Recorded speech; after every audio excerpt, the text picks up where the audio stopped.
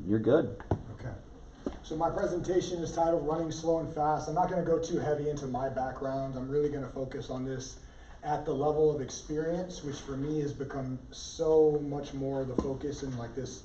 I'm not going to call it the later stage of my career. I have no idea how long my career is going to be, but having done what I've done and worked in the environments that I've worked at, now I'm far more interested in community and building connection with people and figuring out what way that needs to take shape in order to move things forward. Sometimes that's at more elite levels, but often it's far more accessible than I think most people would think. And a big part of the way that I'm going to frame this is just meant to make it relatable for everyone and to find something to grab onto. So my first, where I'm going to start is with a couple of questions. How many of you think that you're just too fast? That's the problem that you're running into? No? Yeah. Not as much of an issue for this group specifically, but we can have velocity-based issues with specific individuals. And the second question is how many of you think you just your problems are because you just got too great a form, that you just look too good running, So this, from a framing standpoint for me, is what I always deal with is our perception of having the goods in order to advance ourselves towards a goal, but knowing that we're all coming up short in some way, shape, or form. And then you're essentially, when you invite a professional into your practice, is asking them to sign off on all of the ways in which you're gonna approach risk, and say yeah, I kind of know that I'm doing too much, but I want you to help me do it, and that's really what more often my job is. I tell people I'm the director of strength conditioning, head of Olympic sports, whatever different title for Trinity University, so I work with a lot of different athletes in different sports. And that's essentially what everybody is always asking for me to sign off on. And realistically, I say the same thing about their undergraduate experience. I say, if we did your undergraduate experience in a healthy way, college would take 7 years. So we fit it in 4.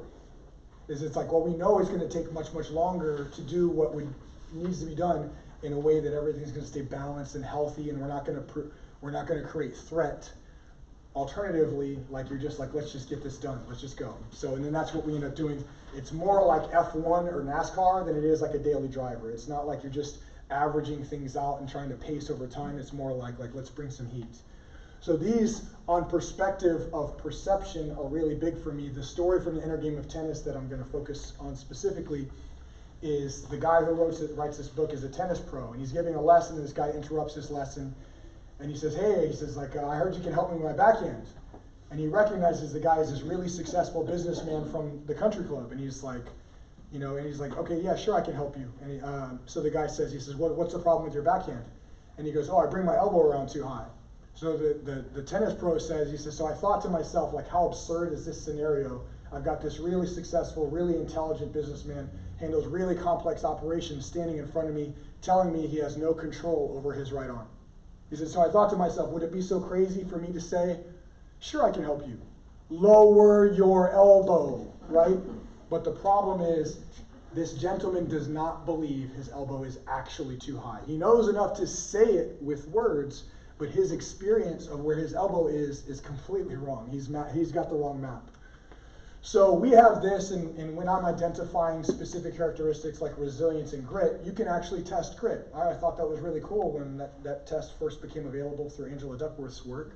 The problem is that when you put it on paper, again, everybody has grit. You're like, wow, you guys are really tough. You guys are really mean sons of bitches, And then you see the practice of it, and all of a sudden you're like, yeah, I don't really get that from you, So in reframing that in my experience, what I tell people is, this is who I believe you think you are, and maybe in your best moments you are, but my job is to hold you responsible for the complete experience, right? Like the days that you show up and you don't show up that way, that we make sure that we have some dialogue and we align things so that we're able to create that. So in those spaces is where I practice, is recognizing that, yes, this is what my textbook told me.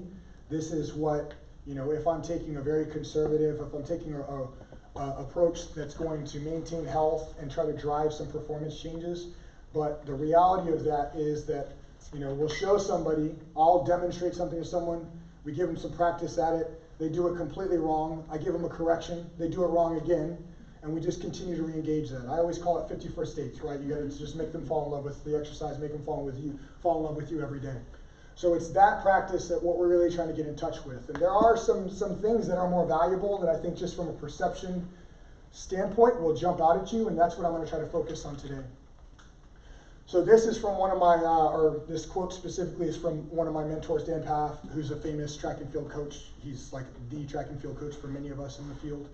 And he always says the body is an inverted triangle. And when he's saying that, I always think hips. You could also think shoulders, but relative to track and field, we're thinking of this orientation to the foot and how we're going to manage this dynamic equilibrium that we have to present when we engage in something like running, right?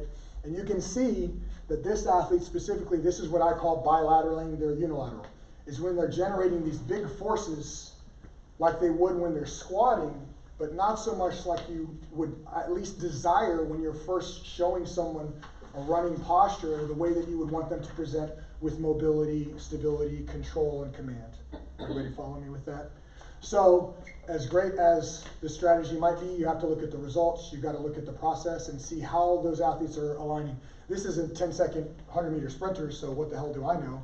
Nevertheless, a lot of those opportunities that I'm referring to occur in those spaces, and I've been bold enough at times to engage challenges like this, and it is largely great. Sometimes, like, you know, you feel like you're kind of pissing in the wind a little bit. You're just like, yeah, that didn't help the way that I thought it would help, but maybe it helped you get in touch with something. So when we think of those angles and we think of that alignment, there are downstream effects. This is the inverted triangle that we're talking about. That, I think, that essentially affects the cost that everybody knows that we're paying to do the things that we want to do. And that was really confusing for me, because when you're thinking about how you're driving performance, for a long time I thought, you know, essentially like I was signing up to become a faith healer, where I just like teach somebody a technique and they're fixed forever, and then they just like optimize their movement and positioning, all that things. And you realize that it's a practice. It's not faith healing, right? Where you just like, you're healed, like that kind of energy. And that's the thing from a biological standpoint, is humans adapt for survival first, not success. It's like they're not built to optimize positions. You have to create and align that intent every day that you engage. One of the ways that I've gotten in touch with this is one of Dan's things is always slowing things down and trying to get eyes on things, sometimes watching video forward and backwards. And when we would look at backward walking, that's a good initial stress test, because it's one of the only ways that often you can slow someone down enough to actually see how they really move, and you can take away that performative part where everybody knows when they're being evaluated, well, I'm going to walk like this now, which is not actually how they move. One of the ways that I've tried to connect, because I love to be amused and I love to have something to connect people to, is we call this, at Trinity currently, we call this the moonwalk principle, which is essentially, if you ask somebody, if I asked, I'm not going to pick anybody out of the audience, but I've asked you to present with the moonwalk, like, can anybody actually do the moonwalk? No? Okay, but if I ask most of you, you have some sense of it, right? You have perception of what the moonwalk requires, and it would be something like this. You're going to look at your feet, and you're going to move like that, right? And how we actually walk and run is not that different. I'll tell you, is not that different. And one of the things that when we look at how you do the moonwalk correctly is it's actually a misfire. What you really want to see is that someone creates a lot of stability from this foot, and if they do that correctly, then this foot moves really freely, okay? If I have stability here, then it's this push that's going to occur through that anchor point, and then I'm going to flow fluidly through that down foot, through this as it slides through. You guys see what I'm saying? I can't quite hold my stability right now. When we're thinking about the running stride and the fluidity that you want to see combined with stability, right? Finding these anchor points in your body that I'm going to pull against, right? Then we have some lessons that we can take forward, right? Because that stability that they're looking for here is essentially a push, pull, rotational, dynamic action that's occurring across over that inverted triangle. You guys following me still? I realize those are a lot of words. I'm going to get into the concrete elements here shortly. So the way that I characterize this currently, and this has been a relatively new thing for me, is the core generates compression to give you something to push and pull against. So a teacher that I know refers to this as, I actually might ask for a demonstration, is the name Rick? Rick, if you wouldn't mind helping me with this. This is a really simple one, I promise. So a yoga teacher that I have, he says it in a very energetic manner. He says pickle jar when he's talking about creating stability, right? Pickle jar. And the way that I've taught this is when I'm trying to get people in touch with their push-up, and technically with pulling motions, but mostly with push-ups. Go ahead and stand up straight, put your arms out in front of you, and then pull your arms to your body, right? Pull your arms, yeah, keep pulling. You feel how what you want to do is fold, right? And what you have to do in order to not fold is create that tension through here, right? And that's what we want you to really be in touch with, yeah. And then when you pull, go ahead and pull your arms, bend your arms, yeah, just like that. Now you feel a lot more activity, where alternatively, especially with people who don't understand their core and don't understand upper body strength, when they think push-up, they think this kind of thing, where they're automatically, they know there's no way getting around. You can sit, sir. Thank you. There's no way to get to good push-up position. They're trying to survive the threat. They're not trying to optimize the task, okay? And there are specific ways we can teach people to do that. So this is from Franz Bosch's work, which is just suggesting that this is from an older population, this is from a younger, more active and vibrant population, you're going to encounter more variability that's going to expand your control when you're able to move in this way compared to this more fragile state that people are essentially using their feet as like blocks to travel across the ground with. So that's one of the first lessons that I would suggest that goes in line with backward walking and the moonwalk is slow it down, right? And one of the other ways that we're going to build on in my presentation here is coaching movement and then training forces. If you can align movement in the best possible way through all of those complementary elements, then strength training is like falling out of a boat and hitting water. It's just like you can use very basic exercises to create the desired result, and that movement quality is going to have a positive downstream effect on every exercise done. If you rush through the warm-up and you don't take the time to really get in touch with it, and again, falling in love with that every day, then you're going to have effects on the back end of that don't feel very strong or powerful as a practitioner or coach. So this is one of our student athletes, technically he's a school record holder in the 200-meter dash. And this is really specific force plate testing that we're doing from upright, very stable, strong positions, right? That's not where we start at all. It takes a lot of strength, power, and control to generate strength in these positions. So I always suggest, just like a baby would learn to move, by the way, ground to upright, short to long, slow to fast, right? That should be something that resonates with you all. Then the focus, really the major element of the focus, which when I put this together is what I really wanted to be in touch with, is going through selectively this inventory and demonstrating a lot of these movements with you. So if you guys could, I realize everybody's sitting, but if you guys could move forward, and then we're going to stand quite a bit, and I'm going to ask a couple people to actually demo with me. Can everybody stand, slide up here? If you're not comfortable standing, if you want to move your chair up and you still want to sit, that's fine. But I'm a coach, so I'm going to try to coach. Alex, can you demo for me? Slide up here. You guys slide up here. If you want a little more room and you want to go through a few of these, we're going to start out. I'm going to work pretty quickly through the ground-based, and then we're going to work our way into upright, and that's where you're really going to have the chance to engage. All right, so go ahead and lay down on your back on this mat. So first we're going to show a lot of this is not going to knock your socks off. I'm just going to talk about a couple of ways, again, in those spaces, how to do this well. Put your hands out to your side, bring your knees to your chest. And then we're going to rotate across. Now most of the people from here will find the first thing is this knee. We can use like a foam roller. We can take movement away. Most of the time, the first thing that I'm going to do to correct is I'm going to bring his arm across. I'm going to have him close off his torso. This is, again, the supine twist. I'm going to have him take a breath. Inhale, exhale, ribs down. And then he's going to use this pressure. That's that initial compression that I was talking about. And he's going to pull against that and create separation. Then what I want him to do is take another breath. Exhale and do the same thing. Reach and push there. Sometimes I'll give them a little push-pull on their hand out here. But I'm looking to see that energy comes through here, and then it extends distally into his legs and into his arm. You guys see that? Really simple, right? Go ahead and go legs straight. You do both sides, obviously. We go to the 90-90 pretzel. This one I actually will give him because I know that I know that his mobility. He's an Olympic weightlifter, which is ironic. Olympic weightlifting takes a lot of mobility. But he showed up, and Alex was an intern with me in the fall. He's continuing on in the spring so far. But he showed up as an Olympic weightlifter with relatively, how would you characterize your mobility? A little bit better than average. Okay. just swung the other direction. You're a special Olympic I guess if weightlifter. we're talking weightlifting, okay, so from this position, again, we can accentuate that and he can go further. That's going to push him a lot harder. For most people, that's not going to be necessary. This position here, we're going to look at separation following that same pattern. Take a breath, exhale, rotate across here first. We're going to clear the upper body, or at least get as best as we can first. And then we can sweep into this. He's going to draw that leg back here, and he's going to bring himself into extension. And then take a breath. Exhale. So really, like what I put on the note on what I passed out as an inventory is one of the first things is breath to movement. This is just like you're going to see the reciprocal action that his breath has on his position and on his control. And if we can't bring that threat down in his brain, then he's just holding tension, right? This is not the same thing as gaining some mobility. All right, you can go straight back out again. Bring your knees bent. This is a supine trunk rotation with hip and shoulder. Hey, bring your feet up, feet down on the ground. A little bit wider. Bring your feet out. There you go, right here. Okay, arms up overhead.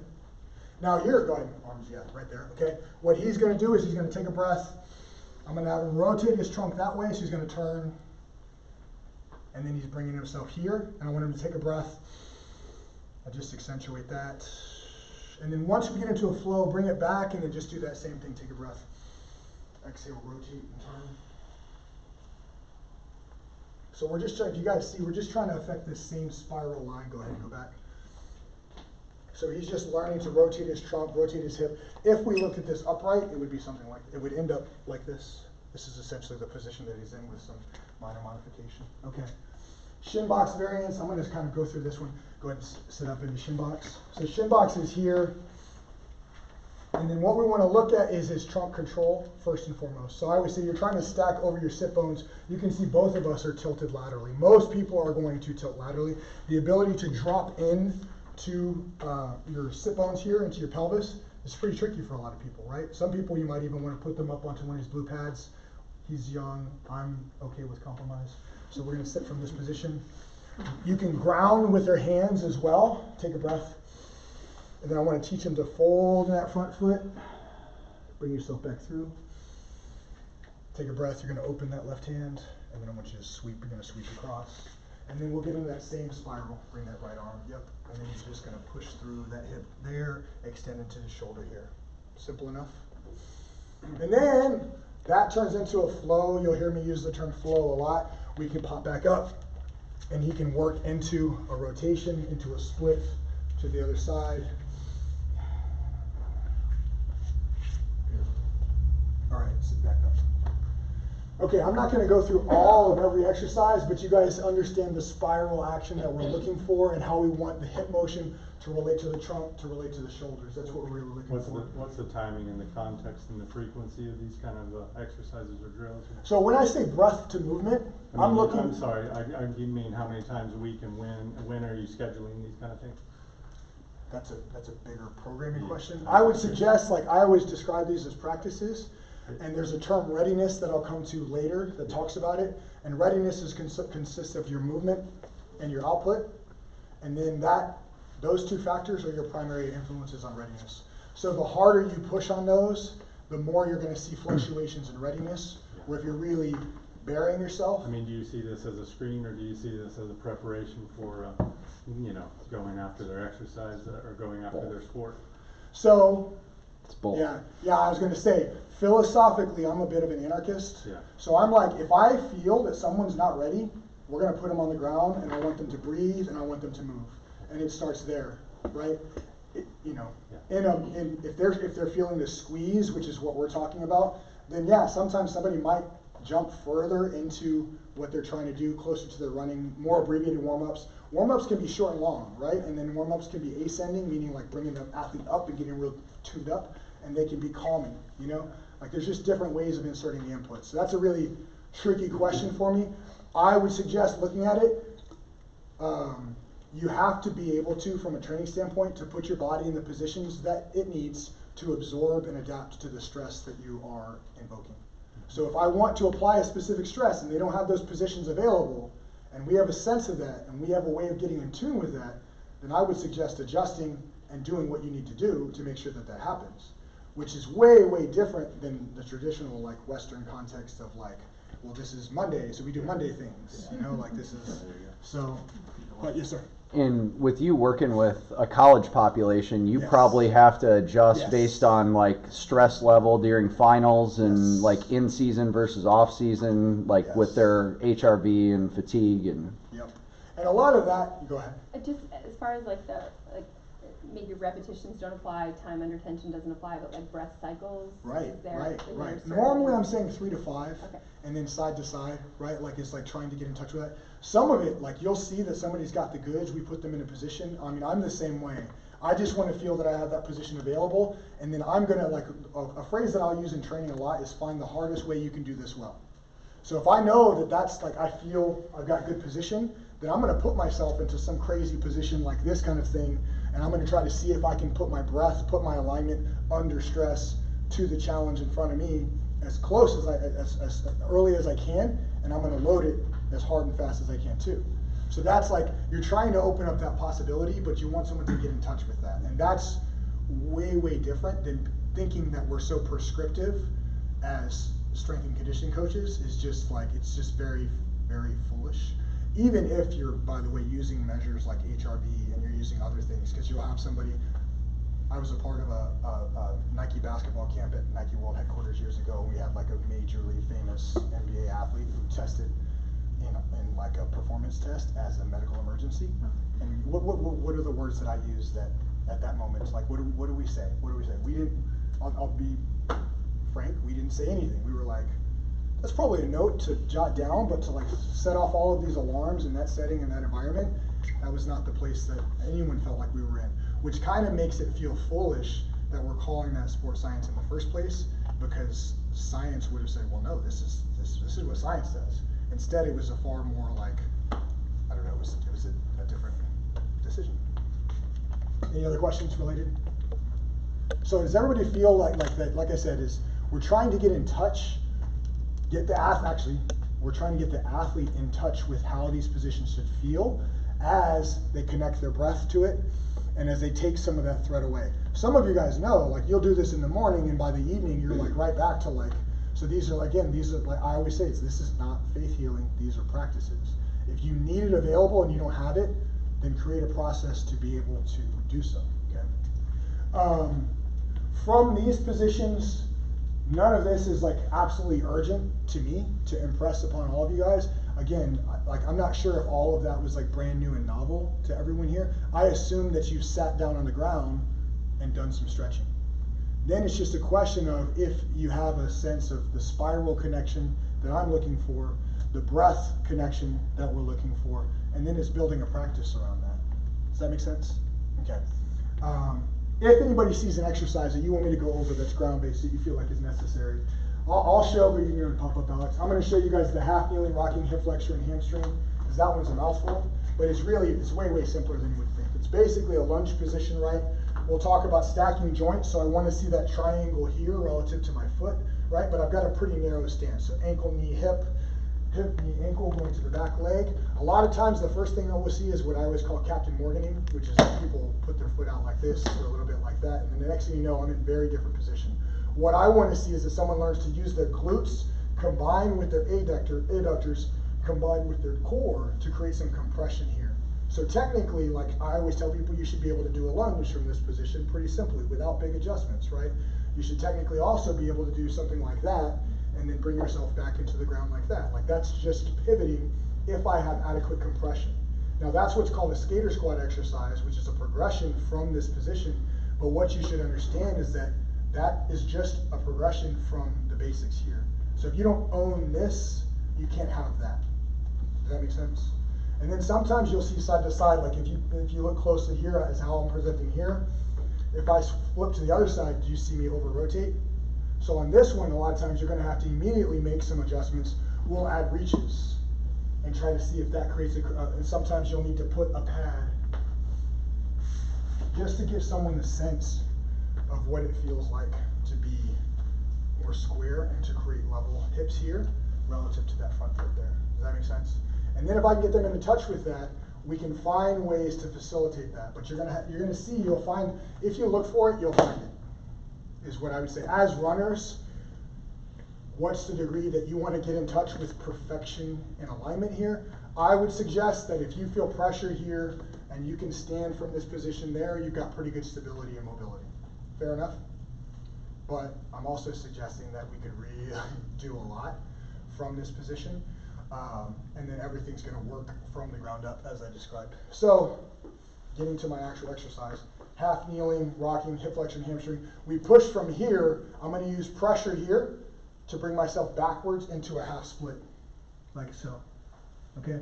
Then I'm going to push my hips through into a reach, just forward and back, like so. Simple enough? And I want to see that I'm holding on to my pressure here. That's what lets me push forward. That's what lets me pull back. Does that make sense? Okay. Can you just say where you inhale and exhale through the motion, because you mentioned breathing, breathing? Yes. So for here, technically, from there, but you can accentuate it in different ways, right? So, because technically those are two stretches done as one cycle. Does that make sense? So if I wanted to, what I could do is go to this position and do the same thing in reverse. Does that make sense? Just spend a little bit more time with it. Make sense? Yeah. Okay. Really what you're trying to feel is you want to feel that reciprocal nature, because that's part of movement is going to be feeling tension and feeling relaxation. That's one of the other cues that I put on key takeaways was gravity, tension, and relaxation. It's not just this, like, it's also going to be like, do I have the freedom of movement available? Does that make sense? Okay. The next position I'm going to spend a little bit of time on, and this is where you guys may want to move into this a little bit. We'll show from an upright stance, okay? So this is our hygiene warm-up for pretty much every Trinity student athlete, meaning like to prepare their lower body for movement in 3 planes, meaning like forward, backward, side-to-side rotation. This is where we start. But we also have an in-place dynamic flow where I'm teaching them to really expand their command and control through these positions in a way that's going to challenge that rotational capacity of the trunk relative to the single leg stability that we desire. I'm using a lot of words, but the practice of this, I promise. This is how we start every split squat from an upright position. Feet in close together. You're going to drop your hips. From here, I want to feel level. I'm going to come fully through that step. Then I'm going to reach with the opposite hand. And as I reach forward, what you're going to see is I always call it getting handsy. They'll do this. But what you're trying to see is that as I reach forward here, I feel this. And in this position right here, now I'm anchored left hip with my right shoulder. I should feel push-pull is really accessible here. If they look fragile in this position, that's not going to work very well. You want to feel that they can move from this position, right? By the way, this position, where I came from teaching this was having competed in Olympic weightlifting for a decade. We're learning to create a split jerk, which looks like a very fragile, restrictive movement. It's just like that kind of thing. That's what you have to feel, is like when you drop with that weight, technically I always describe it as a pull. You're pulling yourself down. If you drop, like you're going to feel that weight collapse you. A lot of people, if you've dabbled in like that kind of movement, you know exactly what I'm talking about. You get a heavy enough weight, and all of a sudden you feel that connection to it becomes really sensitive. At the elite level, you'll see that the bars oscillate, so those big weights and big plates will actually, and they learn to use the timing of that to accentuate that lift, right? And technically, I think it's illegal. Is you have to see that the bar stays level, and it's not doing that in order for it to be a successful lift. Everybody follow that split squat position? Okay. The next one we have is a single leg balance with an overhead reach. This one we modify because the default hamstring progression is what's called an inverted hamstring, which is where people do this. And I see the alignment and positioning is terrible all the time. It's I don't know, it looks like a duck walk to me. And then you see all kinds of crazy stuff. So technically, this one aligns closer to a team sport athlete. So I'll teach them that same setup, bring the feet in close, drop your hips. And we drop the hips because I want them to feel balanced initially and that pressure coming through the step, okay? Pressure coming through the step. Then I'm gonna have them close into the front foot, okay? The rear leg comes through, and then now we're gonna extend from that pressure out into one line, and then we're gonna bring it back in. But we want them to become sensitive to that level hips, and you wanna feel that energy compressed And then you want to feel it extend. Simple? Not easy. Yes? That flexed knee position is going to help a lot, but what does it mean? Instead of going really blocky with the foot, it means they've got to get in touch with what their foot is doing with the ground, which is an excellent addition to that positioning. And again, mostly with respect to team sport athletes, far more relevant to what the hamstring has to do to stabilize the knee. Make sense? Do you recommend shoes or barefoot for these standing? Would I recommend shoes or barefoot? I would say barefoot for sure, but I'm very practical, like where if somebody's wearing shoes, I'm like, okay, show me what great command in your shoes looks like, you know? The next one is a lateral squat, similar orientation, low squat position. I want them to technically, instead of bilateraling this one, I want them to feel their energy close towards their instep, and I want them to feel pressure here, okay? Then they're gonna extend. I always want them to extend and drive through their torso. Alex, pop out here for me. So go ahead and show me that position. Getting close, get low. I want to feel them feel this. A lot of people in lateral movement, they will not feel this, they're gonna feel that. They're gonna get what we call it handsy before. What do you call it, footy or foots? I don't know what you call it. We don't call it that. But I just know that they're not bringing that compression through their step, okay? And technically that affects the difference between a lateral lunge and a lateral squat, which when we do moving and traveling warm-ups, you'll see position come through differently. You can say that. So we want that compression, and then I want them to drive through that step. That's their initial position. So technically you just saw it. This is where a lateral lunge will put them most often. You'll see hard breaks here. That's because the deceleration comes later, and they have to stop a little more firmly. If we pivot to the heel, set up here, focus on compression here, a lot of times, actually, go ahead. Go low again, extend into. See how you reach for this foot? Go back over there. Get low, and then push through like that. Still a little bit. You see that rocking of the torso? That's what we want. But, okay, now pop back up, just see, not all the way, just to here. Put your arms out in front like this, okay? Go up to the heel, toe up like that. Now what I'll do is I'll pull them like this, like tug-of-war. Tug-of-war, where are you gonna tug-of-war? Pull against me. There you go, okay. That's what we're looking for. Then I want them to command that, okay? Here, I want them to pull into that squat position. Same thing I was talking about before, go ahead. A little, not too bad. You see that little over rotation there? Go pop back up.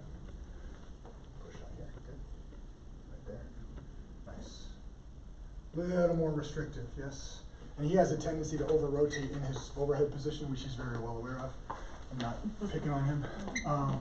But if you see the lateral squat position, what you'll see is, again, is the lunge position, they're gonna end up here a lot. Lateral squat position, you can get more range because the breaks come softer later. Does that make sense? That's probably more for coaches and practitioners, but those positions will complement. Okay, then we have Spider-Man Super Dogs plus Spider-Man rotation. This one's a lot. This is like really reaching to expand your level of control and that compression capability. But basically we would take a lunge position here. Here we can actually, Captain Morgan, we're gonna go a little bit wider. Hands go down here from this position. Then what we're gonna do is we're gonna compress the elbow to the opposite knee. So left elbow to the right knee. And then I'm gonna look for length, like that. Reset, create as much length as possible there. So we'll do a couple of reps there, and then we'll take that breath, and then rotate. Simple enough. So this one right here, it might just start with touches, like that, and then work to build extension, like that. But that's not easy, okay? It's really not easy. Okay. Toe touch to overhead squat is a squat stance. I always teach the same thing. That pull strategy, I'm looking for compression here. I want them to feel this. Then that position is teaching them to hinge from their hips, feeling their feet, lowering their hips, bringing their chest up, and then finish the reach. You'll see a lot of this. Reach and open, and then stand. And then we just alternate. Toe touch here, there. Simple enough. Now, when we do this in a flow, the flow is going to look like this. This is actually a lot. Move in here. Okay, if I show you from the side, feet in close together, low, from this position, I'm just going to do a couple reps from each position. So here's my split squat, right? 2 here, and then I'm going to flow there. I'm gonna come back, reach.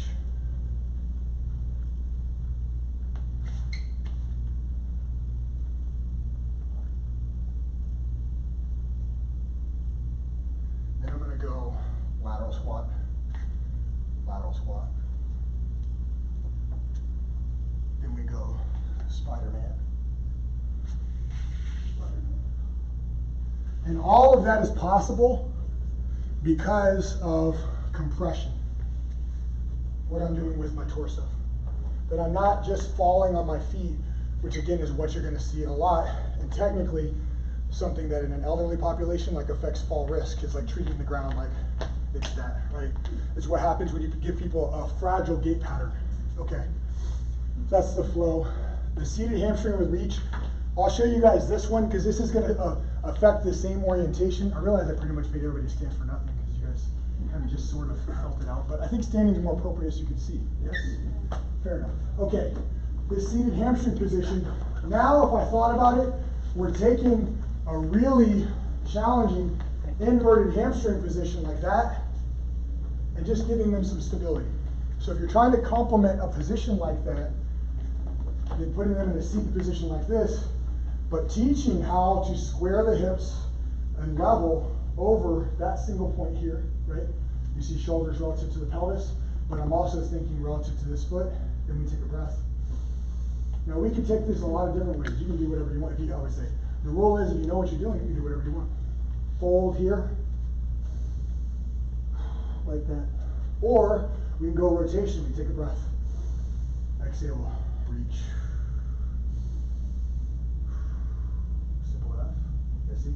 And then a lot of times what I'll do with somebody is I'll get them here and I'll pull against them to give them a sense to let go of the fragility of that leg tension and think about using their torso. I'm pulling against them. Simple enough? You guys get what I'm saying? The pull stuff? Okay. But again, all based on compression. Okay. Banded half kneeling trunk rotations. This is actually a stretch movement. I can do this with a partner, so let's go, Alex, slide over here. Go half kneeling facing them like this on the mat. So put that there for you. Okay, reach with your left arm up across this way. Rotate from your hip here. Just see this. So I want him to hold on to his adductors here. Take a breath. Rotate here. And technically, we would put a band on a rack, on a squat rack, and have them just practice, like not with somebody holding on to them like this, because I wouldn't grab somebody like this all the time. And just have them practice against that, feeling that tension, and easing into that position, but along those same spirals. Everybody following? Okay, good pop up. Now, a lot of times what we'll do is switch this with the half kneeling rotational lift, which is a lot of times with a cable, could be with a band. We basically, with a cable column, we have like the rope attachment, put them in that half kneeling position, and then they're gonna learn to lift, rotate across their midline here, which when you cross midline, magical things happen with your brain and with your gait. So from that position, clearing there, bringing yourself back across there. It's pretty simple to see, but not easy to do, okay? But that's, again, we're still focusing on building from the ground up. The next thing we have is single leg stance with short and long opposite reach. Now what I would do, am I okay to put my hand on the wall? Mm-hmm. Put like hand marks or something. It's all good, man. I'm trying to think how to give you guys a good visual. So from this one, I look at running stance. We bring them to this position. Bring that, let me see. If I'm on the left foot, I'm going to bring my right knee across. And similar dynamics here, but from an upright position.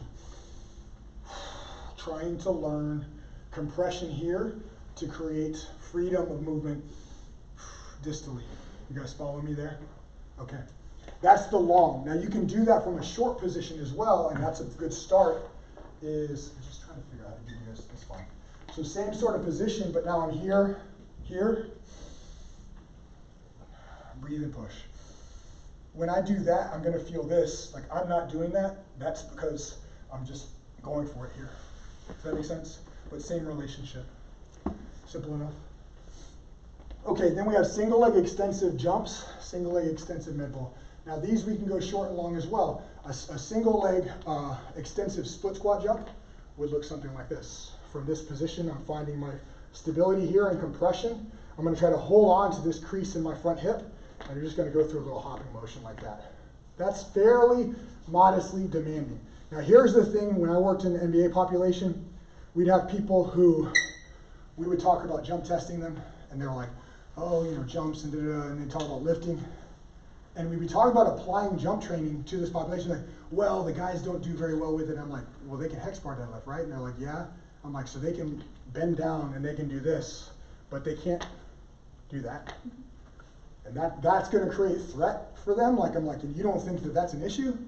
Like, that's a problem. So figuring out how to make those positions accessible is where that kind of thinking goes, is just spending time in the yielding position of a jump. So this is the yielding position. This is what we would call a critical joint position, right?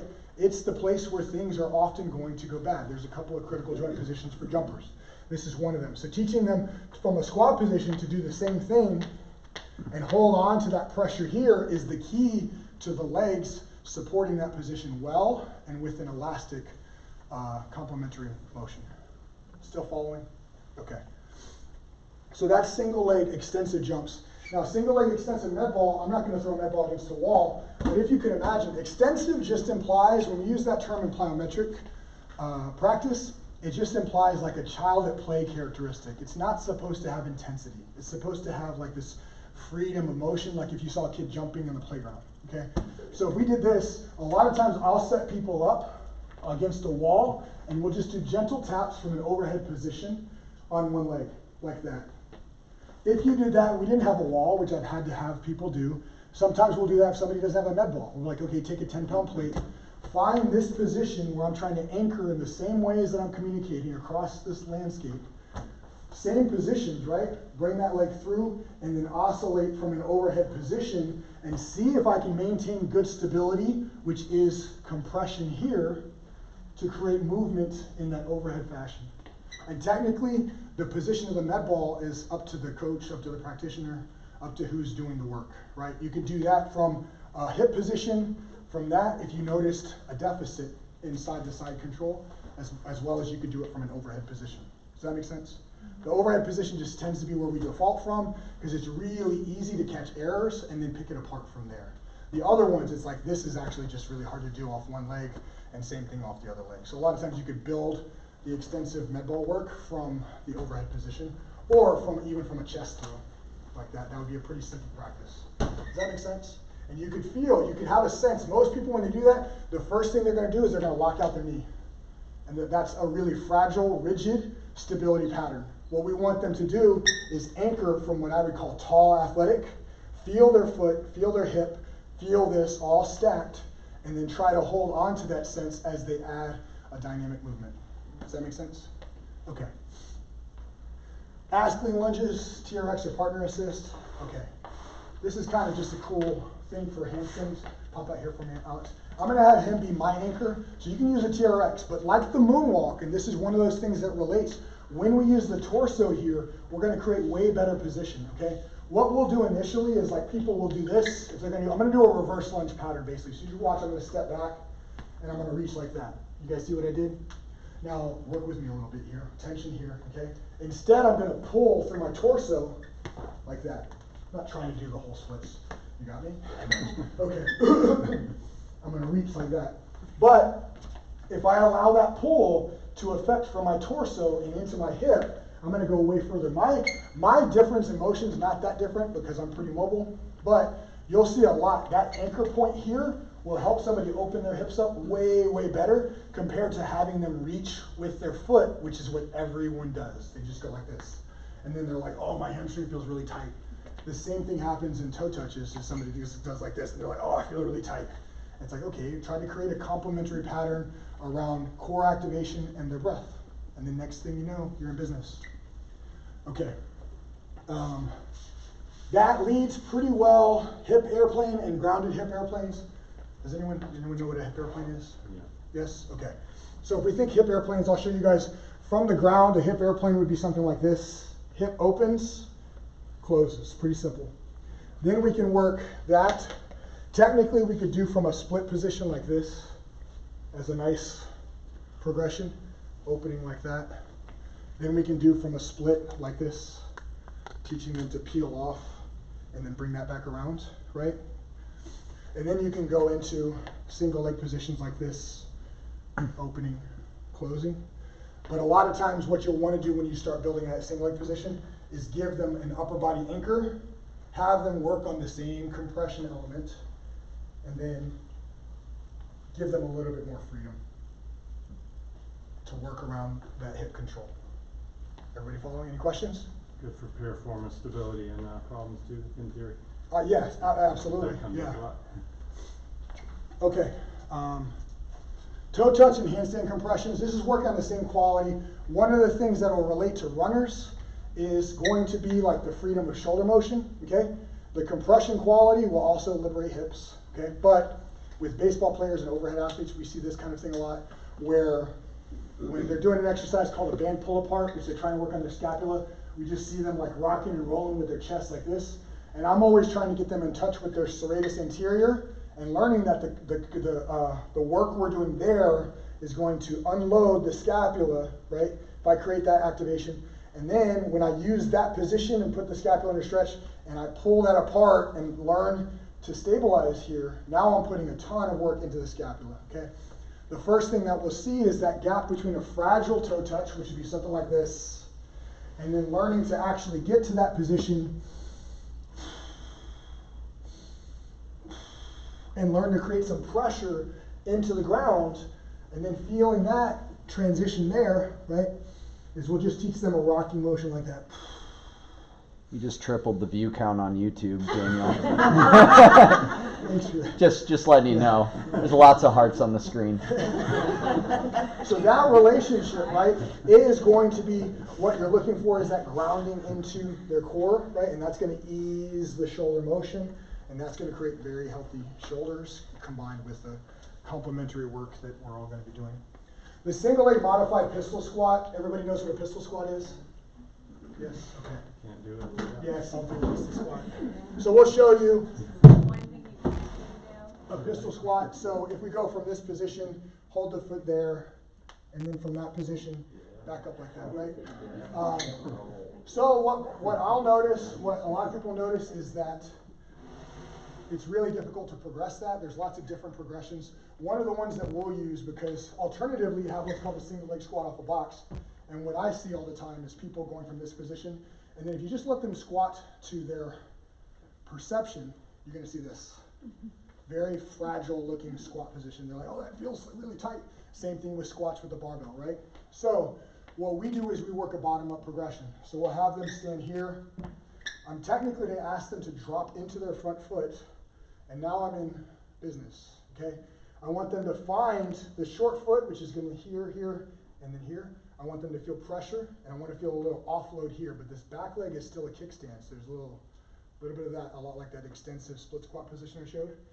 They're going to compress here, and then come through, and then find that same position on the way back. On the way back down, because you're stronger in the down motion, a lot of times they're not going to need that foot. But every once in a while you'll see somebody gets to a specific angle and they're going to lose it. I just tell them ride it as best you can through that, but when you need to, put that foot down, okay? A lot of times what you'll also see when someone's putting this, you're going to see over rotation, which is this. And so we want them to use that complementary opposite reach and then feel that sense of compression here, because what you'll see is you'll see this and you'll see them use their leg away from their body. And we want them to learn to come through with their torso, right? That's a critical difference in performance. Following? Okay. Any questions on this?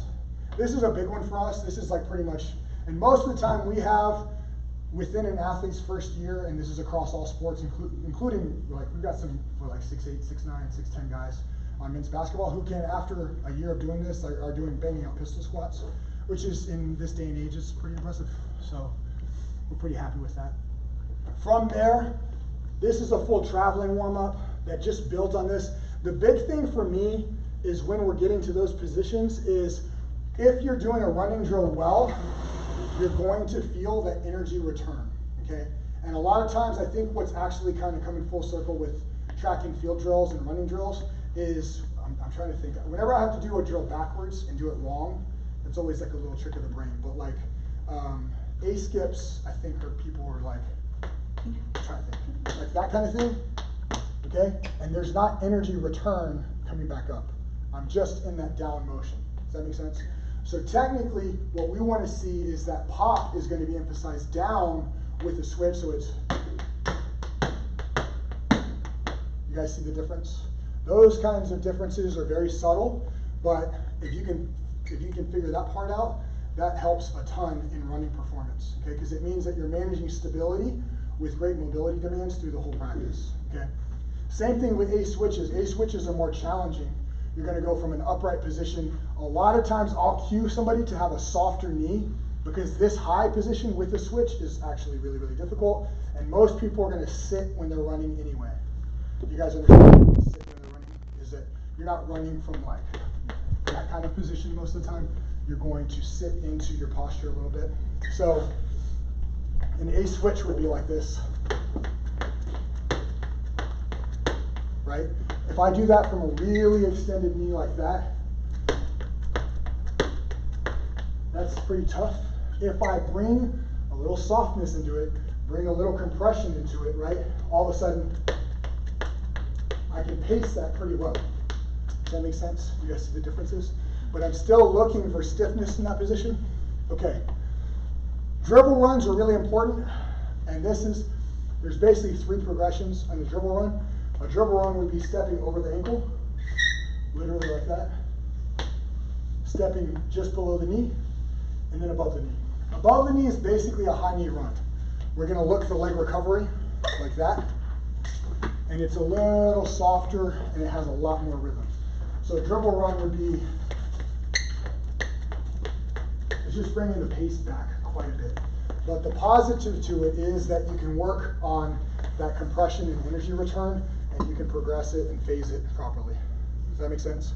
So I would start like the backward walking when you're trying to teach and assess somebody's gait and see how they're moving. That's similar to like a dribble run at the ankle. You guys following me? Okay. And then the rest of that is relatively consistent with just this framework. Let me grab my, because there is more to this. Right there. Okay. So that should be obvious at this point. Okay, if you move well, you're going to lift well. But as far as running, strength training focused for runners, I would suggest always unilateral over bilateral, meaning like I would not put a lot of emphasis on bilateral training unless you have a general strength goal in mind, unless you have something really specific. What we find, the number one principle in strength and conditioning is specificity, meaning train to be strong in the positions that you need. There's a lot that you can do in a weight room to make yourself strong in general ways. The slower you're going, the more general the transfer is going to be anyway, because you're not going to be challenging these big shapes like you would in really specific high-speed running. Okay, if you're a runner, I'm going to say with slower, more conservative motions, you're going to reflect more general training anyway, meaning that you're not going to have to stretch as much to create control the way that I'm describing. Following? Doesn't mean that these exercises aren't good for you, because those will expand your level of control for lots of ways. My personal preference is marches over farmer's walks. A lot of times we'll see people apply farmer's walks as a core training strategy, but you'll see them popping out with their pelvis and their shoulder control, and they just, where when you keep them in place, I can do a much better job of teaching them to frame their compression initially, and then learn to work how to control that from different hand positions, and from more or less knee and hip flex. Does that make sense? Okay. And then I put compliance is equal to stiffness. Compliance means when you're asking your body to bend a whole lot. Some of you guys will come across specific like Instagram trainers who will tell people that you need big ranges of motion on everything. I'm relatively conservative with that. I start with like the model that allows me to load it. And then I always say if you understand movement, you can slow it down or speed it up however you want. So if that pattern that I'm working for strength training specifically, I do not want to take at high speeds, then I don't see a reason why I'm going to emphasize that strongly in somebody's training program. Does that make sense? Which is going to push me more towards what you could just characterize as a normal range of motion. And then fitness is equal to fatigue. Here's a big one. If we assess motion right now, if we demoed some of these exercises, a lot of you guys would probably look fair, right? If you go run 10 miles, you come back in and we reassess you, the picture is going to look different. So my thing is fitness and fatigue. I'm like, it's the sense that I get when I leave my sink full of dishes, right? It's just like, it doesn't feel good, and I'm more likely to add to that deficit than I am to deal with it and clear it.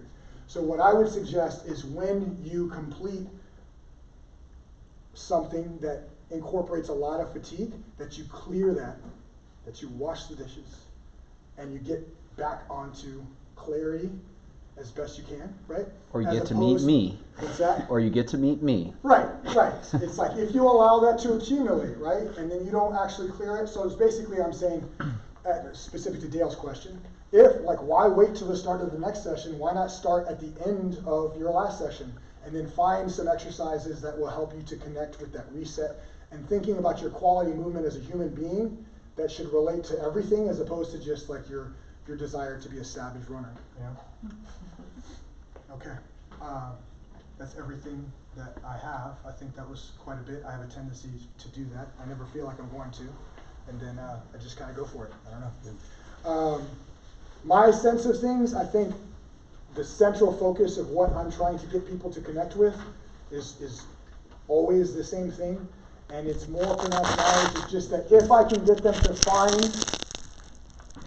that level of control from the ground, and if I can teach them what it's like to be able to let go of some of that strain and stress, then technically, down the line, I'm able to apply bigger stressors.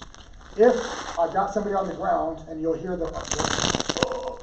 and you see that they're straining a lot, I tell our football and baseball guys, it's just like, you got to treat it like it's your 1 rep max bench press. I watched you concentrate on your bench press. You were like 100% there. You were all the way. And then you come, you're stretching, and you're like, oh, it hurts. It's like, okay. Like, this is not the same mentality. What we call, like, at Trinity, we would characterize that as a zoo tiger versus a jungle tiger. You know, like a zoo tiger, you see, is just chilling. He's just, like, happy to be there. His nose is going to get fed.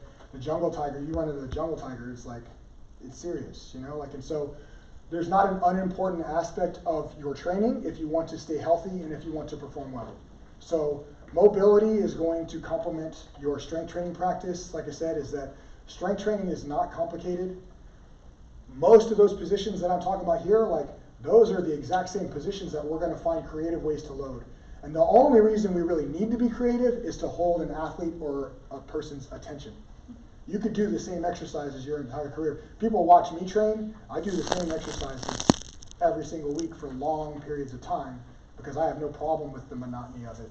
It doesn't mean that it's like necessarily a great strategy, but it's like it's what I currently do because I'm emphasizing other areas. So there's different ways to express that. I always talk about development versus expression, and you've got to be selective developmentally while finding ways to express fitness in complementary ways to that development.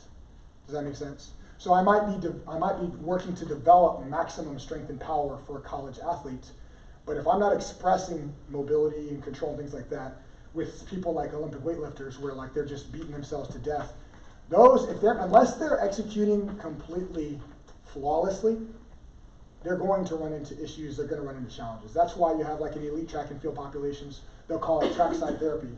Is there's a therapist there at practice who's going to work through, I mean, Dale, you know, it's just like, that's a big part of the deal, right? Yeah, That's about a third of the job. Yeah, it's just like, let's get them back. And that's the F1 analogy, the NASCAR analogy that I used before, which is essentially like, people think it's a daily driver. Instead, it's like, get it out there, ride it till it breaks, and then when it breaks, pit stop, fix it, right back out there. That's more of what performance orientation actually requires than what I would call like the health orientation. Does that make sense?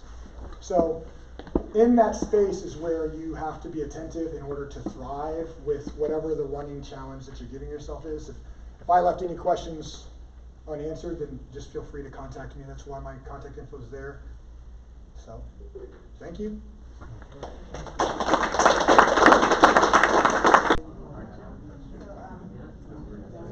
All right, so this is going to be a really good compliment because Daniel and I obviously have different backgrounds. He trains people for performance, lots of fast people. I see lots of broken people. And I kind of chuckled and wanted to make a comment when the moonwalk slide, he's like, oh, you just slow it down. I'm like, I got that knocked out, like, because I'm too old to go fast now, so I just go slow and far. So there are different concepts for distance versus like track and field athletes, but from a fundamental archetype standpoint, like the preparation and the resiliency should carry over and translate fairly well. Obviously, you're not going to train Kipchoge and Usain Bolt the same way, but the fundamental concepts are similar, just like with nutrition. It's like you have the carnivores and the vegans, but you're going to like agree on a lot of stuff. Like we all need to drink water. Like we all need some fiber. We all need vitamins, minerals, nutrients. And we all agree that high quality unprocessed food is better than processed garbage. And so we do agree on a lot of stuff, just like distance runners and speed athletes. There are a lot of common concepts. You just kind of tweak them and tighten the screws based on the athlete's demands and challenges. And so we're going to talk a little bit about just from my perspective of like analyzing runners, because before I learned about gait analysis more last year, it was like very frustrating because people would behave on the table and then you'd send them out in the wild and they're like, it's back again. It's not gone. I'm like, and they could do everything else, but as soon as they go back to, and I'm like, well, I hope your foot is still there. And like, it's not gone. And the way I try and teach people on how the body heals is it heals like a dimmer switch, not a light switch. It's not this binary there or gone thing. The body heals very slowly. It's not an Amazon Prime member. It's like daily effort. If you're going to break in a baseball glove, you can't just go play catch with it once and then leave it out in the rain. Like you have to, that consistent effort. Like consistently mediocre will kick the crap out of inconsistently perfect. So a lot of people are in my office just because they're either on the wagon or off the wagon, especially this time of year. They come in and they're like, I don't know why I'm hurt. I'm like, because you had 350 rest days. Like, I saw you this time last year and you quit working out 2 weeks into your resolution. So you should probably resolve for consistency. Like, I was listening to a podcast yesterday and the guy said, the world is run by people who show up. And I thought that was pretty powerful. Like, there's a lot of days I don't feel like getting up, but you show up, you at least get something done, even if it's not perfect, you're putting in the work, and you're keeping your body moving. So if any questions pop up, let me know. I'm going to speed through a little bit of this stuff because it's stuff that Daniel already covered, or the stuff that Daniel went through is at a little deeper level than the stuff I'm going to go through, so that we have enough time for a demo. So I'm going to go through a little bit of, like, I firmly believe that we're a product of our habits, but we're also a product of our mentors and the people that we surround ourselves with. So people that I want to thank, Kelvin, he's the one that got me into this crazy ultra running stuff. Guilty. Because I was just frustrated because I owned a gym and we shut it down. We were remodeling it, so I couldn't even go into the gym that I had the keys to. And I had a hard time pushing myself in my garage at 4:30 in the morning when all my neighbors are old retired people. So I started running again, and Kelvin's like, I have a deferral for Zion 100, and that night I sent him a screenshot of my registration. He's like, oh, it's on now. So he's taught me a lot, and really taught me the value of just like consistent effort, putting in the training, because you can't fake 100 miles. Like, you can like go out on a dare and like struggle through a marathon, not really perform well, but you're not gonna fake 100. I did a seminar with the Gait Geeks. They're kind of a reframing of the Gait guys. Ivo and the head PT from University of Florida, they're just biomechanics wizards when it comes to running and gait analysis, and a lot of the stuff I'm going to go through with you today is from that course. I've also taken the Run DNA certification. They have walking and run gait analysis, and they go through low-tech and high-tech stuff, so you don't have to buy like a $60,000 unit to assess people's running gait. Tom Michaud, he's kind of the biomechanics wizard. Dr. Pavlich, he's taught me a lot about the 3D motion analysis with the Kinotech, which we'll see. Dr. Crisp was my mentor in school. He kind of taught me. He was my faculty doctor, and I'm fortunate to practice alongside him here today. The late Dr. Offenberger, he was kind of my yin-yang, because he would look at someone sneeze and be like, it's your left hip. But I'm a very algorithmic left brain thinker, and I have to go through the steps. So we would argue about stuff for half an hour and realize that we agreed, we just talked about it a different way. My wife, she has been an ultra marathon widow for 4 years, so it's a big sacrifice to hear someone get out of bed at 11 at night or almost run into each other in the driveway when she's coming home from karaoke. I've learned a lot from Daniel, just very deep thinker outside of, not just in our field, but we've talked a lot about like philosophy and life, and there's just a lot of cool conversations that have been had. And then there's a great trainer in town that I've learned a lot from, Phil Jansen. So I'm a firm believer that I would not be where I'm at today if I didn't have those people in my corner and I didn't have exposure to them. So our agenda, we're going to talk about the common gait flaws and what they look like. And Daniel already covered a lot of the second bullet, and then we're going to do a demo. So first of all, a lot of people, they're like, I don't heel strike and I don't do that. And then, yeah, maybe not at mile 1, but then you look at their photos from mile 20 and they just look like a crumpled up mess. So common gait flaws, overstrider is something I see a lot. And that's a flaw in the front to back plane.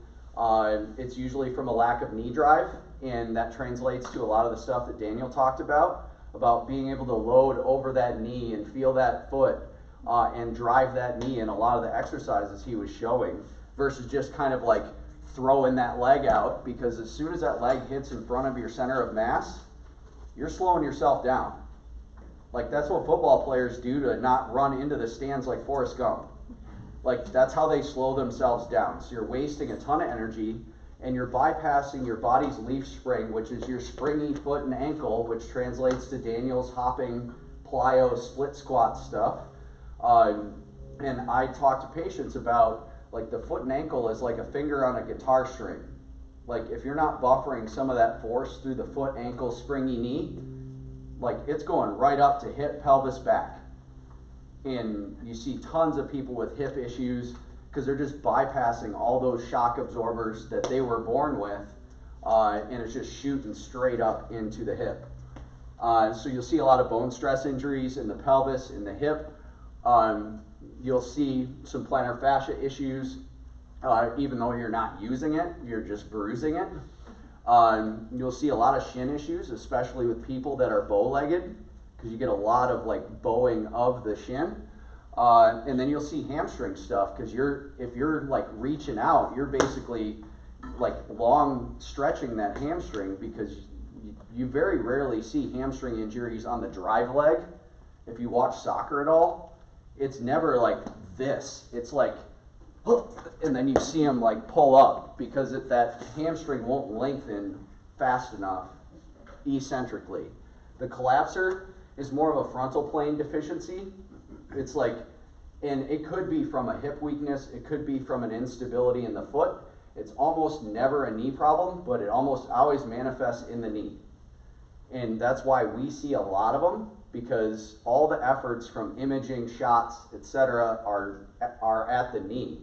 But the knee's the middle kid. It gets blamed for everything, because this is big brother, who's smart. Little brother is cute, gets caught in the middle. You see the same thing with elbows. So you see a lot of like IT band, knee, hip impingement, piriformis, because if you think about it, piriformis is an external rotator. If you're just kind of diving into the next zip code because you don't have control, it's going to stretch this or this. And then you're going to have medial knee because you're stretching it out. Bouncer, I call it the prancy pony gait. If you see someone's ponytail bouncing up and down, or you see a lot of like vertical translation, you're wasting energy. Like, you're not trying to move up, Like the finish line isn't in space. Like the finish line is forward. So that wastes a lot of energy, and you're basically overloading your eccentric braking muscles because you're technically landing more than you have to. You have your weaver, and this applies a lot to what Daniel was talking about, with do the most complex thing that you can do well. And I agree that it is more economical to run with a narrow stance, but you have to have the competency to do it. So if you don't have the competency to run on one train track, like you probably shouldn't do it, because you're going to be weaving all over to course correct, and it's usually a one-sided problem. And these are also the people that you see, and they'll come in, or you may have it yourself, to where you see that the fabric is kind of worn out on the inside of the shoe, or if you run in the mud, you're going to have tons of mud on one side because you're just kicking that on the way through, because you're kind of crossing midline. I explain it to people, like if you have a laser beam shooting out of your belly button, if you cross that midline, you're going to have like such an abrupt pronation phase, and you're just going to crack the whip on everything. Can you show me like what you mean, like weaving, like what that would look like? So like if you cross midline, you're going to be off balance. So you're going to have to overcorrect. So you're going to get a lot of weaving, which is a lot more apparent on a treadmill.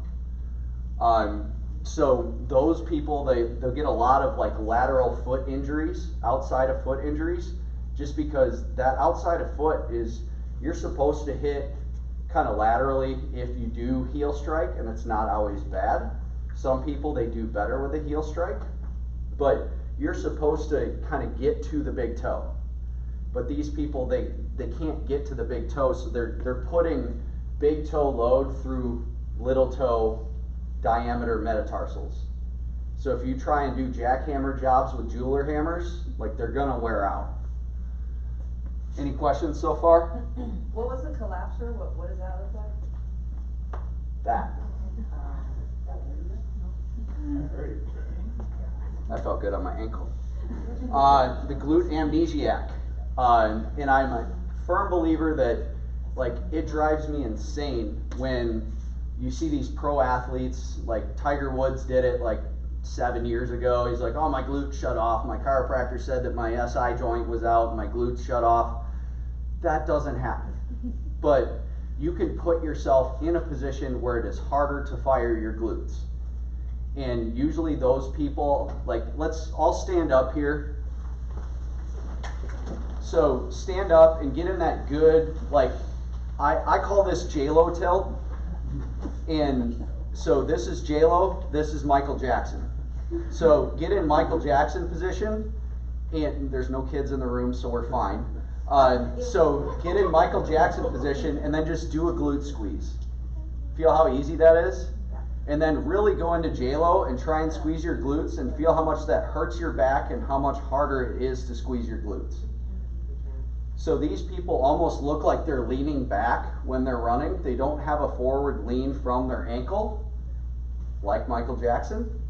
Like they either kind of pike forward at the waist because they don't have the mobility to get a pelvis over a femur.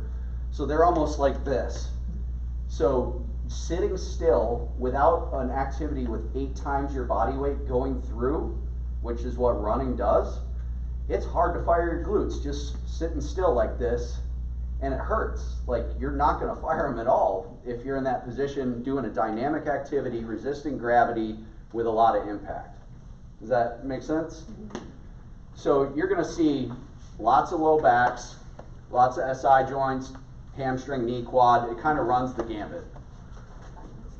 Any questions on that so far? So overstriders. So the foot lands in front of the center of mass. People that are heel strikers, that's not always bad. Like, I'll change my gait cycle through a 100-miler like 5 times. Because I'm like, this hurts, so I'm going to go heel shuffle a little bit. And then other stuff starts to hurt up top, so then I'm like, all right, I'm going to go with more of a forefoot or midfoot strike. So not every heel strike is bad for every person. Like, if somebody's got like a cranky Achilles, or an insertional plantar fascial issue, like heel striking is probably going to hurt less, and it allows them to train through it. And it's not that everyone should go to more of like a 4-foot strike, born to run, like Vibram 5 fingers style gait. And then usually the cause of this is a lack of knee drive.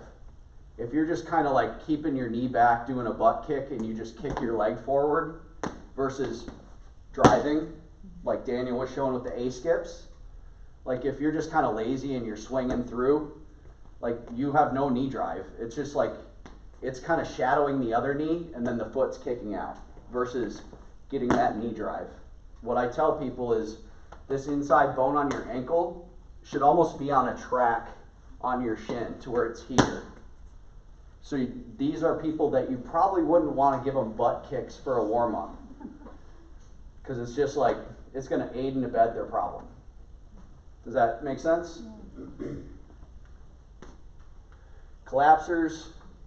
So total collapse of the lower extremity from the foot all the way up to the lower back. Could be foot, ankle, or hip core. And this is something I learned a long time ago from the gait guys, is the foot is never in charge. So when the foot's in the air, the core is really in charge of how that foot strikes the ground at strike. Like if you just kind of like throwing that thing around, it's not going to hit the ground in a controlled fashion. And as soon as that foot hits the ground, glutes in charge. So the only things that are in charge of your whole leg mechanics is butts and guts, glutes and core. So these are some people that can benefit from orthotic therapy. And the reason I put this therapy in there is I'm a firm believer that if you don't have a genetic foot issue, you should be able to work yourself out of an orthotic. I'm not a big fan of rigid orthotics unless it just keeps the person moving and they go insane, or they're not going to like adhere to anything, or they're just going to, the juice has to be worth the squeeze on putting someone in an orthotic, and their goal should be to get out of the orthotic. It's not like a permanent thing for most people. You want to train the foot. Almost like when someone gets a steroid shot, we know that's not a permanent thing. It's a window to rehab. I tell my patients, like, a steroid shot is like the star in Mario Brothers. If you don't do your rehab during that window, you're just like unplugging your controller when you get the star in Mario Brothers. You're still in the same spot. But if you're doing your rehab, it's like sprint to the end of the level, climb the flagpole, when you still have the invincibility star. Same thing with orthotics, allows you to train around it, keep people active, keep them healthy, and then you just gradually change them out of it. You don't just like pull the whole thing out. So Prancy Pony gait, a lot of up and down motion, and it wastes the forward energy. Usually a strength and or mobility issue in the hips. And there's something in the body called the Z angle. And I'll make a joke, if you don't know what it is, you can't afford it, if you've seen that movie. So dorsiflexion of the ankle has to kind of equal hip extension. And a lot of people, if they're stiff in both, if you can't open your hip, the only way that you can get your body over your center of mass is two things. You can either hyperextend your knee, or you can go, all right, my heel's on a floor of hot lava, so I'm just going to like spring myself forward with my calf. And those are people that have recurrent calf issues, and and this is where we see a lot of people, because just like the knee stuff we talked about, like everyone's just like banging on the calf, stretch the ankle, but this is still stiff. So I don't treat hardly any foot, ankle issues or calf issues without stretching the hip, because they kind of have to equal out. Does that, everyone follow me? And there's a saying in our field, I've never met a foot that a hip can't fix. A weaver. So stance is too narrow. Like I said, narrow stance is efficient, but you have to be able to have the stability and the competence to perform that narrow stance. Otherwise, it's like sending someone who doesn't even like know how to ride a bike with training wheels and putting them on a Kawasaki Ninja. Like, they're gonna hurt themselves. So the weaving is a result of just recovering your balance. It's almost like a semi-athletic stumble.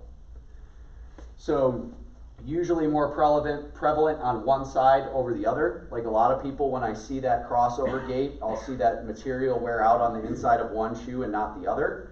If it's on both sides, it's usually that people just have just symmetric weakness in their hips, and you just need to get them stronger. You'll see the material wear down.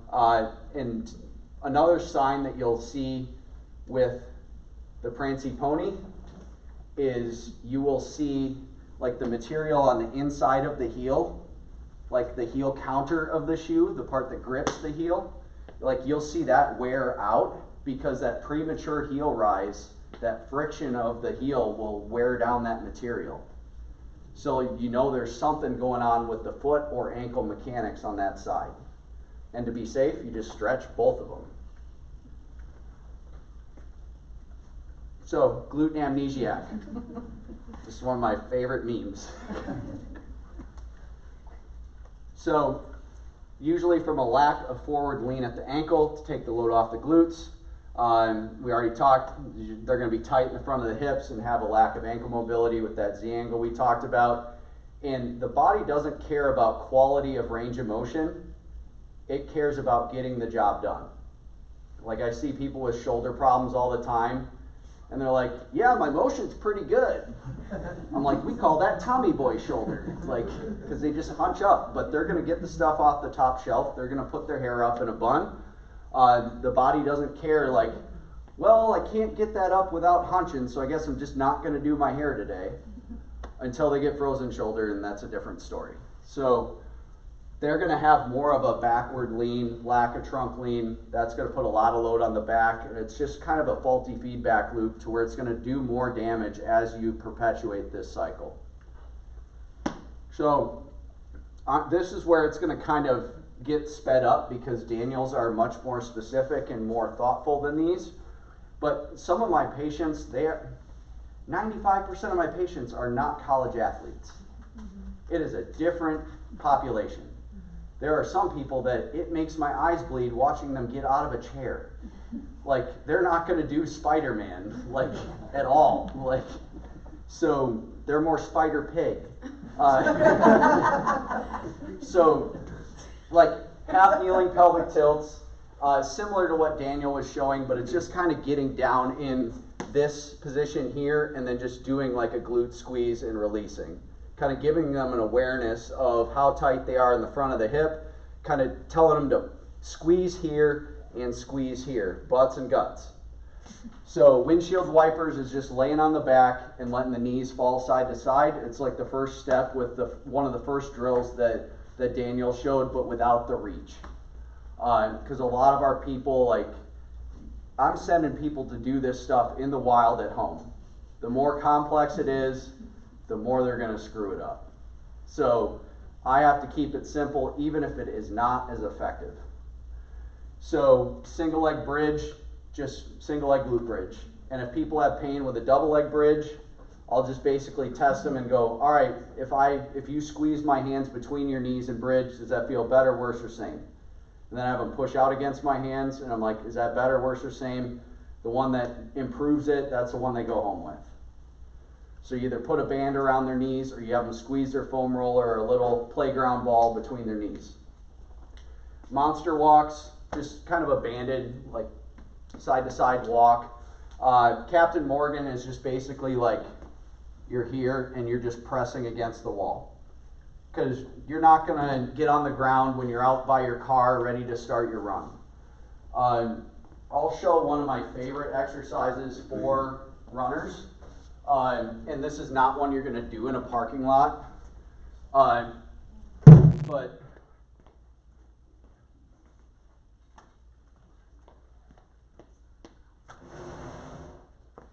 so basically, any surface, it doesn't have to be a box, it can be a chair. This is probably a little high, but I like this because it gets core, hamstring, glute, hip flexor, tib anterior, rotational core. It's just a good catch-all for everything. So you're gonna have a band around the feet, and then you're just gonna plank out like you're trying to just like have a straight line from shoulders to ankles, and then you're just going to pull. So on my right leg right now, I'm using glute and hamstring. I'm using my core to keep myself from twisting. On this side, tib anterior and hip flexor. And it just kind of checks a lot of boxes. Because a lot of my people don't like to do 9 million things. Neither do runners. Like, they like to run. Like, I could easily give someone 8 exercises to achieve the goals of that one. But if I can trick people to do 8 things when they're doing one, it's kind of a good bundle. So, the wall marches. So, it's similar to what Daniel was showing with the airplane, but you're basically just like on a wall here, and you would have your hands out here, and then you're basically gonna just like go here. If you have a glute amnesiac, they don't like to lean forward. So it's more like getting in close and then getting them to trust their body to lean forward and training that lean forward. And then with a weaver, you probably put them in a little wider stance. Does that make sense? And you start people off with that, and then you can go to single and double transitions to where you're just kind of alternating here, and then you can do like a full gait cycle. So this is what I joke is my big 3.5. If people did all these things, I would be out of work. Like, I wouldn't have a job. But I'm lucky that people are lazy. So almost every like repetitive stress injury I see, I can trace back to these 4 things. But one of them is little, so it's a half. So trunk rotation. So Daniel did a ton of trunk rotation with the spiral line reach. So I have one that I do that it is actually an Offenberger creation. It's called the upper body wall stretch. So you're basically just going to get on all 4s next to the wall, as close to the wall as you can get. You're going to start with your hand back, and you just breathe. And then if that gets easy, you can put a pad under that knee. So that basically all the stuff that Daniel was doing encouraged like pelvis rotation and trunk rotation. Because a lot of people move like Lego characters. Like, they can't dissociate their trunk rotation from their pelvic rotation. And you'd say, well, I don't use my upper body for running, but you do. Like, this area right here has to counter rotate with your pelvis, because it's not 1940s Germany. Like, everything we do athletically is opposite arm, opposite leg. And if you're locked up here, you're going to get a lot of wiggle down here. And I tell people, the more excessive movement you have, the more stuff goes wrong.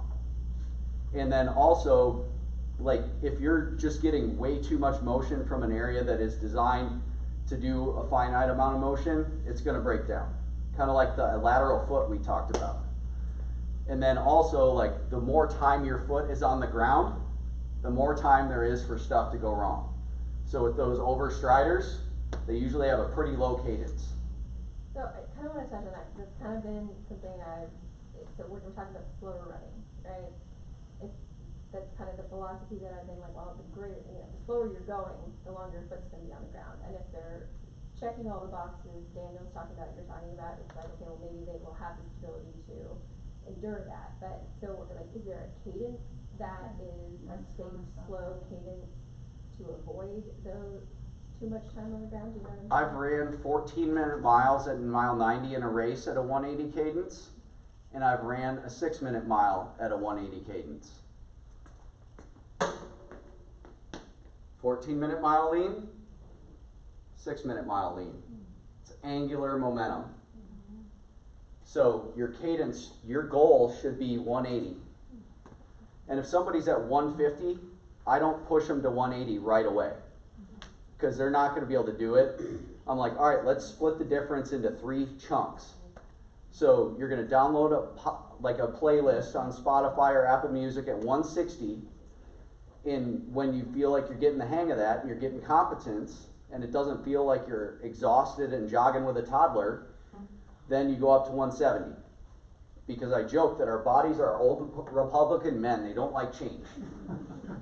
Old Democratic men don't like change either. But so I just think of my dad, and he just doesn't like any change at all. And he's like asking me to like go to Bass Pro Shops and buy him a fishing rod and ship it to him, and then he'll send me a check. I'm like, Dad, it doesn't work that way anymore. Does that clear up your question? For sure. So almost every hurt runner in my office that isn't like overtraining usually has a cadence of like 150, 155. They run like a baby elephant. And I don't want to give people too many things to think about. They're like, Ben Hogan had a quote, like, if you're thinking of more than one thing, you belong on the driving range. Like, so if you give people 9 cues, they're going to look like a Johnny 5 short circuit robot out there. I just tell them, speed your cadence up, and then we'll clean up whatever's left. Anterior hip. So we have an upper body wall stretch. We also have a lower body wall stretch, which this one, there's phases of it. There's 3 phases. A lot of people, they're stuck in phase 1 for like 2-3 weeks if they're really tight. Some people, I just start them off with the basic like hip flex, the hip thruster pelvic tilts, especially if they've had like some knee surgeries and things of that nature. But the rule of this is the knee has to stay against the wall. As soon as it pulls away from the wall, like, you might as well not even do it. Also, the rule with this is if you don't do it for 1.5 to 2 minutes, you might as well not even do it, because the thick muscles around the hip take 1.5 to even start to release. So some people, they're here for 2 weeks, and I'm okay with that as long as their knee's against the wall. And then we're in Captain Morgan, and then we start to work the foot in, and then you just breathe and just come up here. And then you're just kind of squeezing butts and guts. So if I could give people one stretch to take on a deserted island that would help the most stuff, it would be that. That's my favorite one. But it's everyone's least favorite one. And I've noticed that one side will clean up in like 2 weeks. The other one will take 6 weeks to 2 months. And it doesn't always correlate with the side of pain. Like when my back hurts, it's always the right side. But my left side is always tighter on that hip wall stretch. That's why I demoed it on my right side. So, ankle dorsiflexion. So, Kelly, can you get a half roller out of the room? You can use slant boards for this. Like, I have a bar height table at my house, and I do paperwork for like an hour or 45 minutes every night. I have a slant board next to that, so I just stand on it and do stretching. So I start people off to where they're close to something they can hang on to. And these half rollers are like $6 on Amazon. So you're going to get ball of your foot up on the half roller, and you'll see a lot of people that look like ski jumpers, but you need to be able to open your hips up, and you'll feel a big stretch in the top part of your calf. And calling this a stretch is like calling the Bible a book, because we can all agree that high heels are bad for you. That's a low heel. It's good for you. In a high heel, you're using like your quads and your calves to hold your body in space to keep you from falling on your face or falling on your butt. If you can achieve competence to open up your hips in this position and breathe and hang out and own it without like a big J-Lo tilt, you're holding yourself up with butts and guts.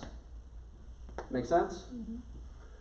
So big toe extension, a lot of people, they'll stay on the outside of their foot, they'll land in external rotation, and that's how bunions are born.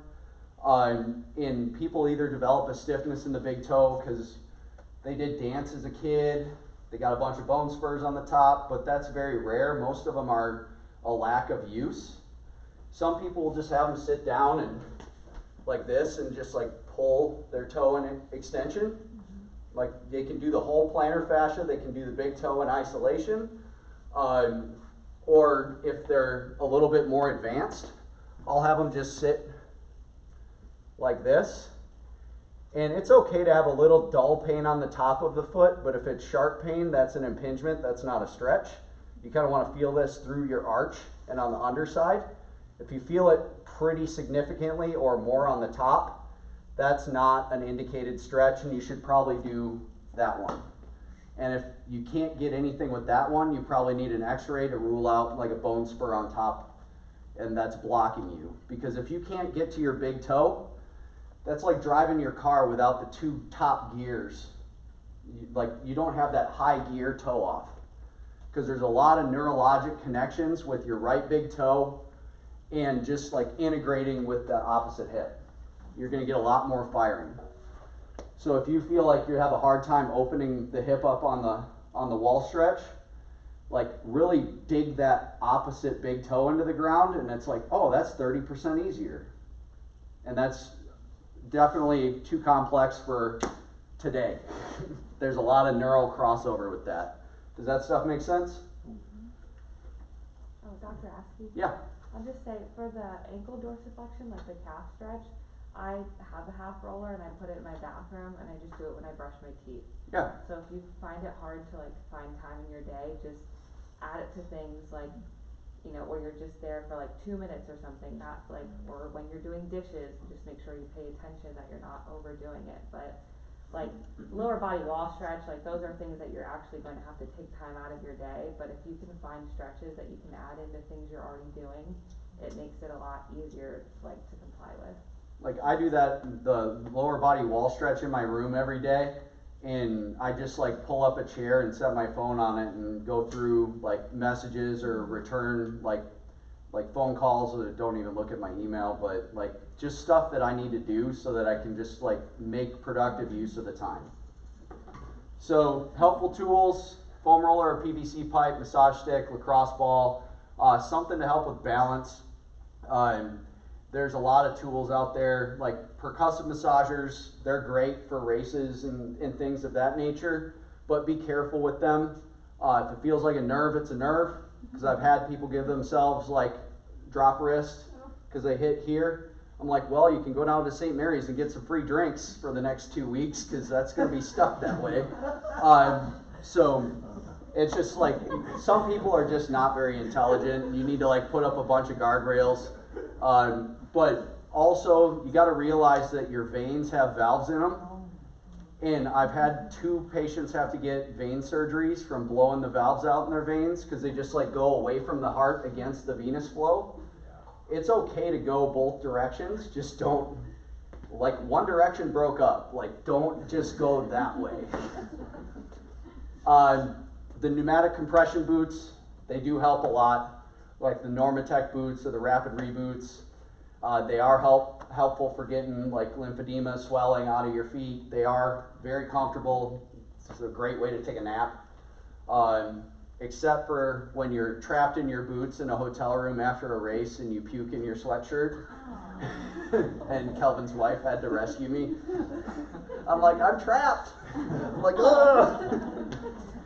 So, common pitfalls: shoes, where to buy them. Don't buy them at Academy or Dick's if you're a serious runner, because there's 2 grades of foam. You have competition grade foam and recreational grade foam.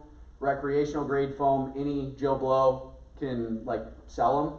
It's like Tylenol. But competition grade foam is like a prescription medication. You need certifications. You need to show some competency that you're fitting and measuring people, which is what the running stores, and I send people to iRun in Good Sports because they're ninjas. 3 types: you got your neutral, your stability, and your motion control. Motion control is like a super stability shoe. and they're usually for heavier runners that are like 180 plus, kind of Clydesdales. Don't change shoes more than 4 millimeters on the drop. Don't go from a 12 millimeter ASIC to an Ultra, or you're going to be paying me to fix your Achilles.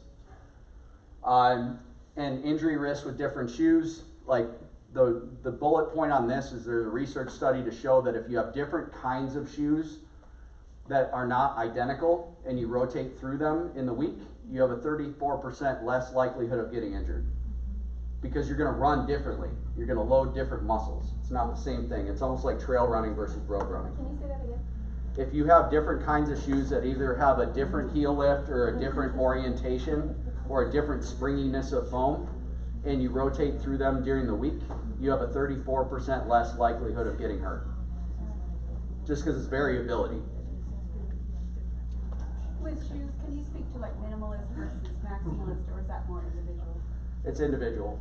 Just like mattresses and pillows, they wouldn't make different kinds if they're, like if you don't have a pretty broad forefoot, you won't do well in minimalist shoes. And in general, to blanket concept it, if you have a rigid foot, you need a flexible shoe. If you have a flexible foot that's kind of pancake, you probably need a more rigid shoe. Your shoe kind of needs to be a yin-yang with your foot type. So strength is like the size of a camper. If you're weak, you got to camp out of a smart car. If you're strong, you get to take the fifth wheel. And then recovery is critical to staying healthy and training.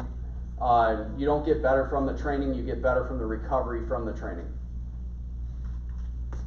And this is one of my favorite quotes: strong people are harder to kill and they're generally more useful. I'm gonna go through this. Like, this is all the stuff I train in the gym. Soleus, because it's more applicable to distance running.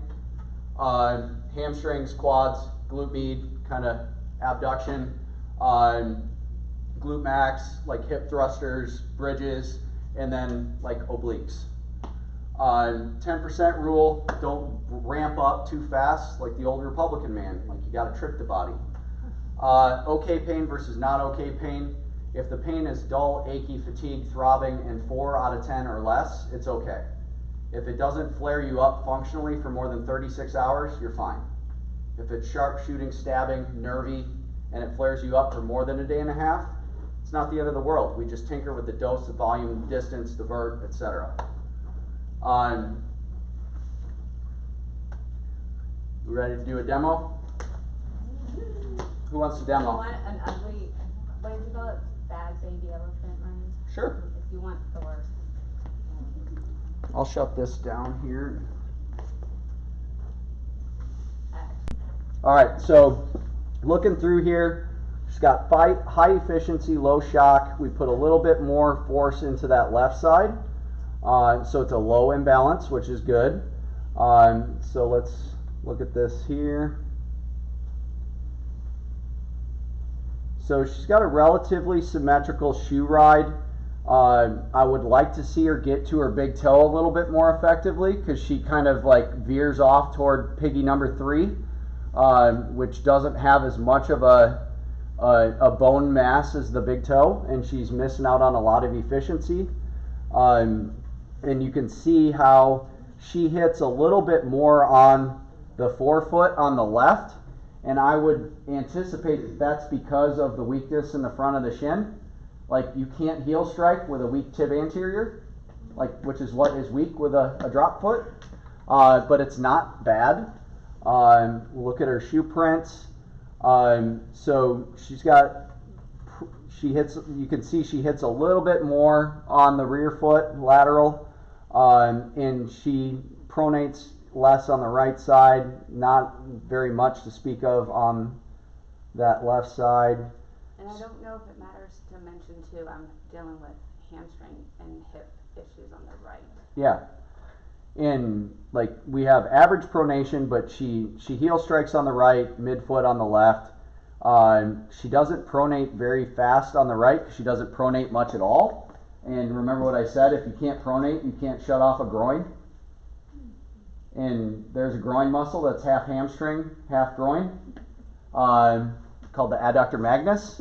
So that's probably part of the issue. But just based on this, like, there's a reason I asked her about her history, even though we're pressed for time. Like, because I could make faulty assumptions if I don't know her medical history. Like, I can watch people walk, I'm like, oh, there's something either wrong with their right knee or their left hip. And if you don't ask the history, like, you don't know. Because a lot of these compensation patterns look the same.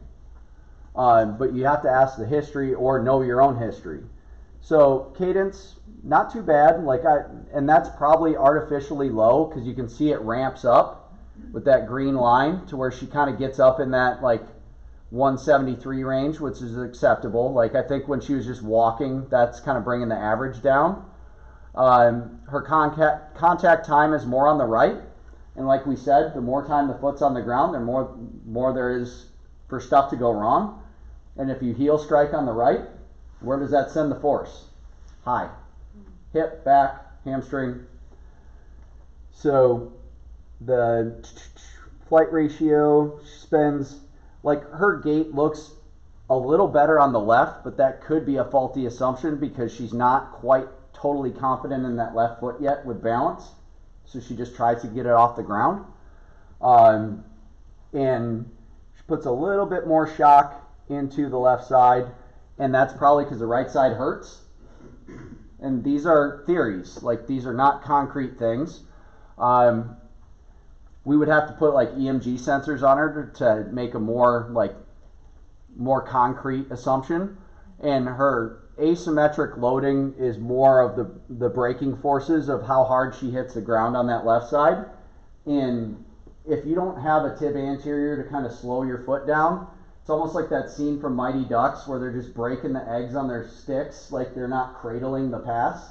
It's just boom, like it's just a more abrupt motion.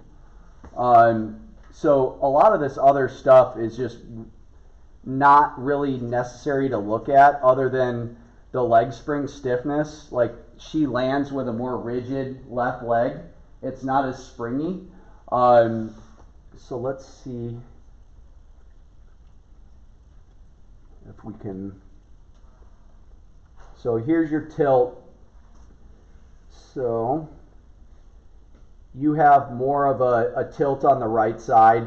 So that probably contributes to your right hip stuff. That obliquity is more of like a twist. So you just have a lot more motion on that right side. So more motion, more problems. Sometimes, right? Because Yeah. we also want mobility, not stiffness. Yeah, but you have to control the mobility, Yeah. otherwise you're like one of True, those inflatable tube people in Yes. front of the car Yeah, dealership. yeah, that's true. I see plenty of expert yoga people that get hurt. Oh yeah, no, I'm actually hypermobile. Yes. Yeah, Yeah. like the worst thing for a power lifter to do is yoga, Yeah. because their sport needs them to be stiff. It's a Goldilocks porridge thing. Like, you don't want to be too stiff or too mobile. So can you fix me?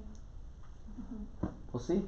Aww. Like, that's always my answer when I haven't done a full No. exam on people. Yeah, no. Let me. Yes, is there way There's- to improve? Yeah, there's hope. We don't have to amputate. Okay. I'm gonna show this just quickly. Daniel, do you want to ask if there's any questions for you, so I don't hog all our Q&A time? Sure. And I'll pull this up here. Anybody have any other questions? How about a timing question for strength training for your athletes? Sprinters versus distance runners, do you try to do your strength work the same day as their hard workouts? Or do you try to Yeah, time so it that that's way? coach philosophy driven. So for instance, our cross country and distance coach, Yeah. she's a hard, easy coach. So we'll do post meet, like they'll do a track meet and then we'll do a post meet lift. Same day. Same day. Yeah, so get all the hard work To done put in it the all, same day. like in other it's words.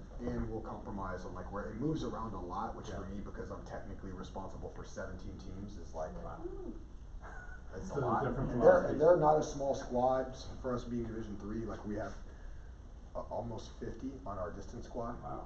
So it's a lot to Yeah, manage, so and it's a everyone's lot. allowed So to walk on you're through going to it. see a lot. Like most of you would think that this is immediately like what we're doing with everyone, and there's elements of that, but there's a curve, and that's something that I probably didn't mention as much is that, and I'm just more aware of it because of what Nick talked about, is that I do believe in velocity bands as being a source of variability, just as much as movement variability is going to be healthy. Like when you were talking about like different shoes and varying that, I believe in the same thing with velocity, that when you're locked into certain speeds and that specific stress, that is going to affect your position different ways for striking and things like and that. irritating And if blood. you don't have more and less available, that can be actually a source of aggravation, the lack of variability. So Very true. I think that complements the response you were asking for. So, Tab, you want to kind of talk through this, because you were the one that was kind of the only reason we have this technology, because like it's pretty tough to get a hold of, is because of all the hard work he's done with this company, and we get quite the bargain on price per scan because of his hard work. So I'm just kind of like riding his coattails. So I want to give him a little bit of time to just kind of explain the technology and pick apart my gait here. Yeah, so the tech that this 3D camera uses is LiDAR technology. So it's Microsoft technology, but it's not available to the public, so you have to get it through these third parties that sell it. So any kind of 3D gate company gets direct access to it. So we have this. LiDAR is about as accurate as, like, if you go to a biomechanics lab and put all the different places on you, LiDAR is as accurate as that. There's plenty of studies that show that. So we're getting biomechanical, like university quality data with a tiny camera, and it takes about 30 seconds to a minute. So what I worked with this company with is to just build 3D models of what we want to look for in gait. And there's a bunch of different things, but the key thing that we're looking for is kind of different asymmetries. So we can see every step throughout the gait cycle. So it creates a 3D rendering whenever we do a scan. So we can see every different model throughout the gait cycle. We can pause it at certain steps. If they have pain, where is your toe off? What does it look like? We can break it down to the kind of millisecond here. But we can also see on the graphs, we can look for major outliers. So Nick is a terrible person to do this on because he has nearly perfect gait. So we can see like the lines, we want them to be pretty symmetrical at the bottom and at the top, and don't see big jumps. What we see a lot of times is people who have that kind of weaving gait pattern, that crossover, or they do that like a lot of like bounding or going up and down, is we see massive spikes in this. And if we look at the velocity of the movement, people who are not super efficient will see this spike exponentially. So Nick is actually, this is scaled. So if you, I'm a sprinter, classically ran track in college. So I am the worst distance runner. I go straight up and down. Like I'm a ton of force into the ground. So if you look at my velocity, mine would be in the thousands. Nick is in like the 100 to 200. He's nearly perfect, super efficient. So what we'll see is when we do these scans is we can see, all right, are you wasting a ton of energy? Is there huge spikes? Is it at certain stages of the gait pattern? And from that, we can make assumptions like, look, this is perfect. This is not what, like, anyone with like an injury does not look like this. But this is like straight line across, every single step is the exact same. If you're crossing over, every step cannot be the exact same. If you're drifting on a treadmill to one side, it's impossible for those steps to be the same. So we're gonna see these spikes up and down, and that just kind of colors it in. Like Nick was saying, again, like perfection. But you can see, like if he plays that video, you can see how my right foot looks way different than my left. Exactly, so we can color things in. Corkscrews. It toes out a little bit. So it's aerial. It's not on ground contact that he has the issue. So we're not going to necessarily pick it up with the data here because his range of motion, this is just picking up range of motion here, is going to look the same. But we can watch the 3D rendering and then look at that. We can look at specific joints, pick a plane, and look at range of motion within that plane, within the joint. And then the only thing that we can really pick up is on his like lumbo-pelvic drop, there's a little bit of some inconsistencies that we'll see a little bit, like he'll spike like a degree here and there. There'll be a little bit where he like had a little bit of a misstep there. But at that point we're nitpicking. When you're an ultra runner, you kind of want to nitpick. If you're going to run 100 miles, you want near perfect form for that. Because if you're off 1%, by the time you hit mile 100, 1% is a massive amount. It's like Cruise ship. Yeah, or like you're like hitting a golf ball and you're driving. If you're a millimeter off on your drive where you hit it, by the time it lands on the rough or in the bunker, it's a difference of 60 yards. So when we're talking about Longer distance running, we hone in a ton more on tiny little differences. When you're just wanting to do like a 5K or some shorter distance, we don't have to be as fine or as fine tuned, because just the time under tension and the amount of load that your body is getting is much less. Do you ever, so if, like for an ultra distance runner, would you analyze this, like ever purposely have them go run like 20, 30 miles and then analyze I've when done their it. body is, cause it's gonna be different than your, right? I've done it, and for Well, me, probably for you it doesn't change. for me it much, doesn't change that much. But I bet for me it But would.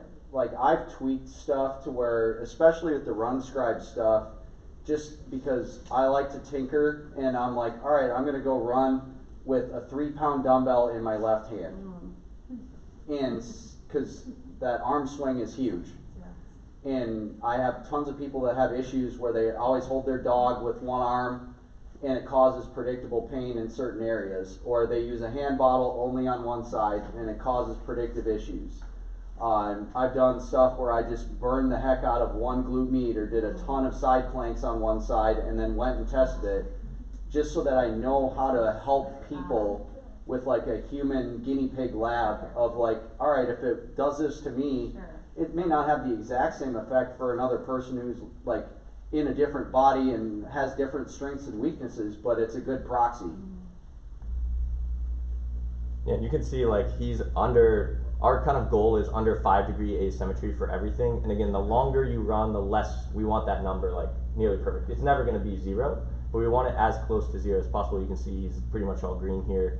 And then we can compare his maxes to kind of norm ranges and everything like that. So, And I said my left side is tighter on the wall stretch, and all my red numbers are on the left side, pretty much.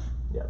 And I've broken my left ankle 3 times, like 5 meniscus tears and 20% of an ACL left in my left knee, and labrum tear in the left hip. So it's like, it's gonna look that way. Though.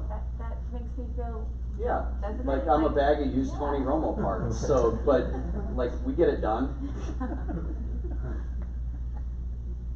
Also, does anyone have any questions on that? When you're doing that 3D model, I've been running there, and the foot looks a little kind of toed in on the thing. Is that accurate to your actual running point? Yeah, Yeah. I pronate like crazy and twist. Yeah. and 'Cause it's that's almost my- like, does it in turn to rotate underneath your tibia? Because if you look, like I am super bow-legged Yeah. on my right side.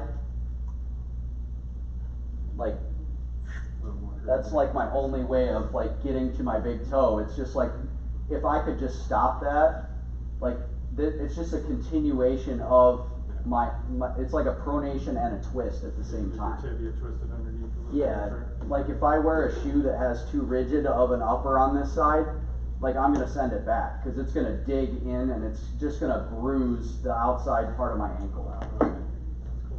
but it really hasn't affected you, has it? No, In a negative and way?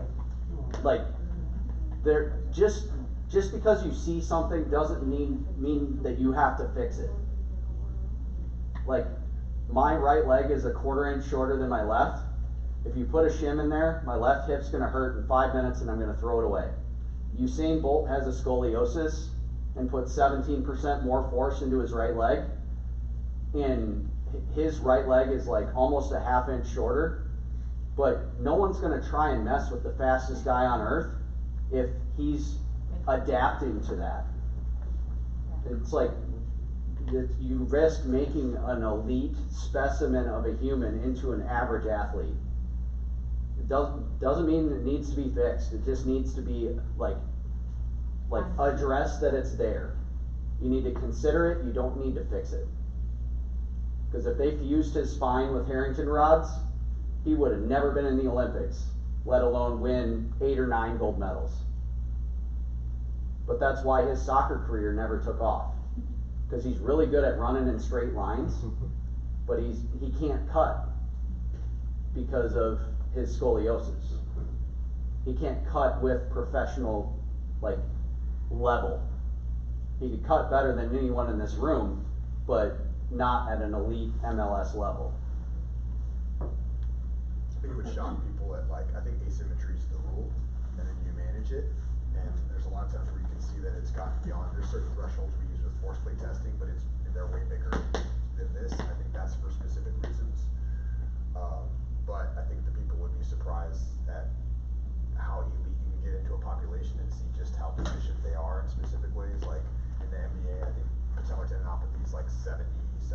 of the league. And in some of the teams that I work with, like one of the performance coaches said, he says, yeah, most of our guys are running around the court trying not to fall. Like they are not optimizing movement in any way, and that reflects in what I was saying. The way that they've historically trained has always been to kind of baby them because it's an entertainment league and just keep them moving. So it's like we would call like WD-40 and duct tape. It's just like keeping them greased and keeping them put together. But now it's moving into where people were finding ways to apply more inputs to affect the outputs, and people are extending careers, playing longer, playing with like the landscape is really, really different. So I think that there's room where that penetrates what we're doing, and that's really great. Yeah, and I think there's a bias for healthcare professionals because everybody that comes in here is not on a winning streak. Like they're hurting. But if you have someone who's healthy and they're an athlete, like a lot of his population, like it's like if it's not broke, don't fix it. Just because it's not the same side to side doesn't mean it's broken. Like trying to fix some of that stuff is going to be about as gratifying as trying to fix your spouse and change them. Like it's going to blow up in your face. Well, I think what in my walking partner over here knows, I was terrified to run for the first time. You think I would have been, but it was so ingrained in me that, I mean, of course the surgeon doesn't want me to run. He's a surgeon. Right. And I never want to go through that again, but my PT was like, if your form, but this is why I'm a little, I think, hyper, is she said, if your form is perfect, well, she didn't say perfect, good, really good, you can run. Mm-hmm. So I think I'm in that state, like, let me get my form as good as it can be so that I can run until I'm. Yeah, but we don't let perfect be the enemy of good. Right. Like, that's like waiting for all the lights to turn green before you go to work. Right. It's just, we want to make sure that we move well, then move often. Yeah. And then, like, it's just, the way I explain it is you're totally, like, validated to be nervous. But I tell people, if you touch a hot burner on a stove and burn yourself 500 times in a row, I could unplug that stove and put it out in the parking lot. And every rational thought in your brain would say, this stove, I can see the end of the plug. It's outside. It's in the parking lot. You would be pretty nervous to touch that burner, but every time that you touch it and you don't burn yourself, like, you're less nervous. And that's all we're doing with the rehab, is tricking the body to do the same thing in a less threatening, more controlled instance, and removing the pain tag from that movement. So then it translates to normal life, and we just take the fear away from it. So do we have, like, for maybe the population, so not physicians and coaches, or just general people that want to go see if they can run, and run healthy, right? Finish the race and still be able to walk after, right? Is there like a run lab or you know, a place, like, instead of the doctor's office and you're hurt and they're telling you how to fix it, like, how can we fix it right now? And it was a lot of information. And it's hard to remember the exercises and stuff, and I know I spent a little bit of time with you and I tried to capture. But I'm going to put this video up on YouTube. Thankfully I was able to rescue the camera with ice packs because it got a fever and was going to shut off. So, like, the easy way to boil it down is if I get someone that wants to, like, either start running or is running and kind of on the struggle bus a little bit, is do the big 3.5, do some of the movements that he showed you as like a warm-up to prep the body, and then try to keep a 170 to 180 cadence with a metronome or a playlist. And I usually have people just spend $4 and download the Couch to 5K app, because it's going to stop you before you want to stop. And it's got programmed deload weeks in every 4 weeks, and it's just kind of vanilla, but it's like, in the beginning, we thrive on vanilla. I always teach it as like what I call like the white belt mentality, but with the black belts challenge. Like if in martial arts it'd be, you know, every black belt who's corrected anyone is always like, oh, he fixed this, and then but there's also this thing in the backdrop of like, now practice for 10, 15, 20 years. Right. And that's what the real mentality you're trying to convince somebody of. And not everybody wants that, right? Not everybody wants a black belt, and so that's like for someone like me, I'm like, of course you want a black belt. why would you not want a black belt? And so, but that's where it tempers my approach and how, like, so I'm always trying to teach people the mindset around this is where your challenge is, and you have to understand scale, but also that, you know, like, I don't think that there's special exercises that I was doing, but like, how I got there, I feel like is really special.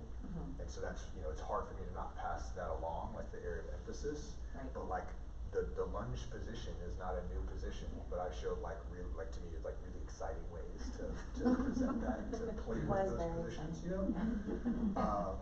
But all of that's just a product of like, you know, making really pretty shapes, you know, and then just like learning to breathe through that and then like learning to like take the stress away from it. Some people, like I deal with a lot at Trinity, we have a lot of very gifted, intelligent young people who are stressed out. Yeah. And, you know, having that environment, having them understand that complementary, that it's not like all like lifting heavy weights or that they have to show themselves some grace sometimes. Yeah.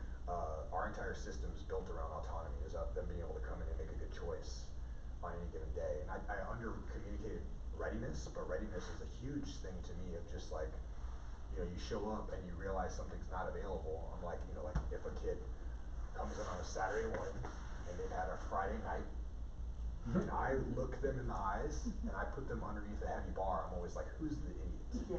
Yeah.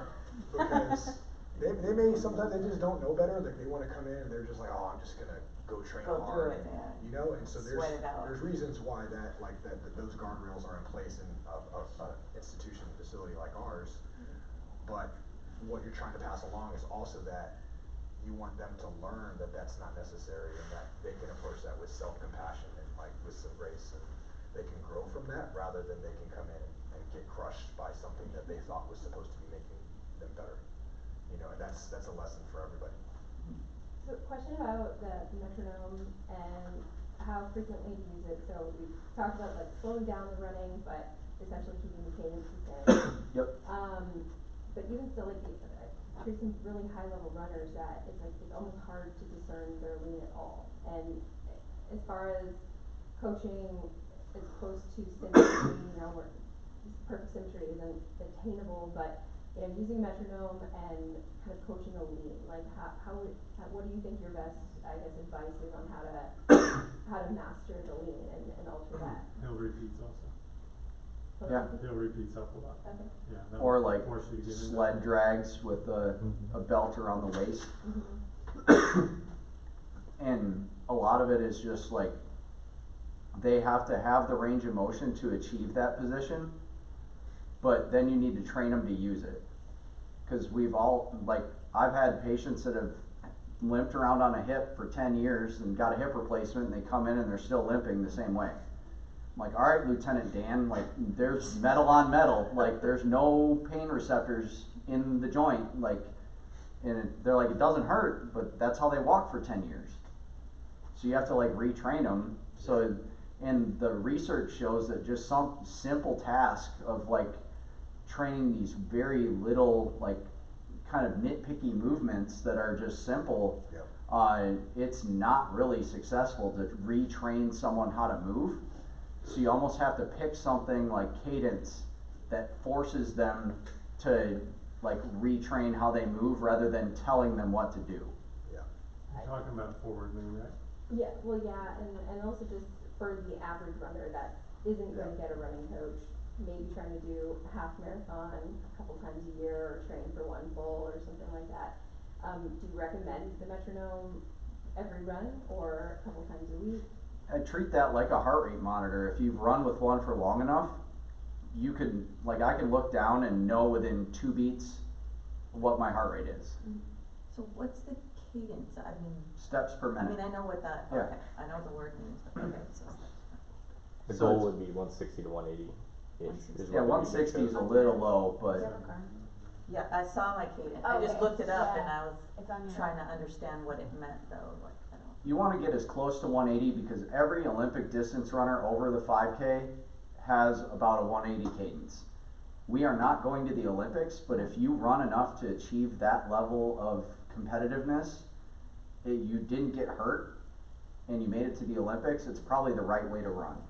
That's why almost all the Olympic weightlifters lift the same. Outside of like Kendrick Ferris, like all of them look the same. Everyone high jumps the same. cause it's the most efficient way to do it. So then that would be overstriding if You're overstriding if you're, like if, below 160 or something like that. you're probably overstriding if you're that low.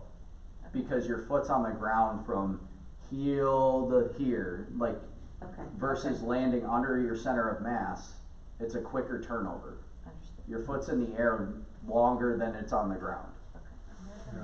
So I'm not And you overstriding. can't get hurt if your foot's in the air, unless you're falling. Do some skipping drills and some jump rope or something to get your foot contact time faster, just Yeah. skipping a few times a week. Yeah, and if I have people that have been out for like a little bit of time, I work them through like the progression of like get the range of motion back, and then do some isometric loading, and then some eccentric, concentric. I work them through like the David Gray series, and then you start doing some pogos, you just start doing some jump rope, because it takes a while to get that springiness back. Like a lot of people, they'll stretch, and the first time back from an injury, they go do a 30-inch box jump. I'm like, yeah, like you're gonna hurt yourself. One-legged. Yeah.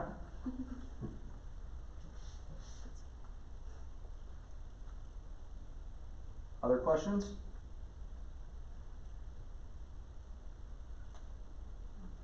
Oh, good. Oh, Any Pat, follow-ups? she was asking a question about RPMs. There's a guy named Jay Johnson that has some YouTube videos of just all those running drills.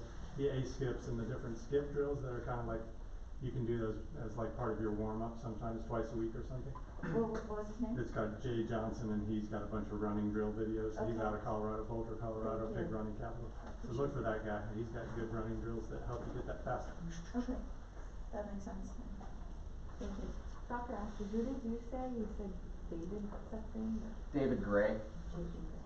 He's from Ireland. We didn't hear one response. And he's really entertaining to listen to. His accent is crazy, awesome. That's happened. But he, like, a bunch of NBA players have flown him over here to rehab him, and like, he's got some really good stuff. It's not woo, it's evidence-based, it's progressive, it's the way it should be. Yeah. He's not selling snake oil, like, you can buy all his programs together for upper, lower, ankle, core for like $300. And it's not a subscription service where they nickel and dime you every month. But his foot ankle stuff is like $130 and multiple phases. It's really good. That's David that you said. Mm-hmm. David Gray. Right? G-R-A-Y. EY. AY, you'll get a lot of songs.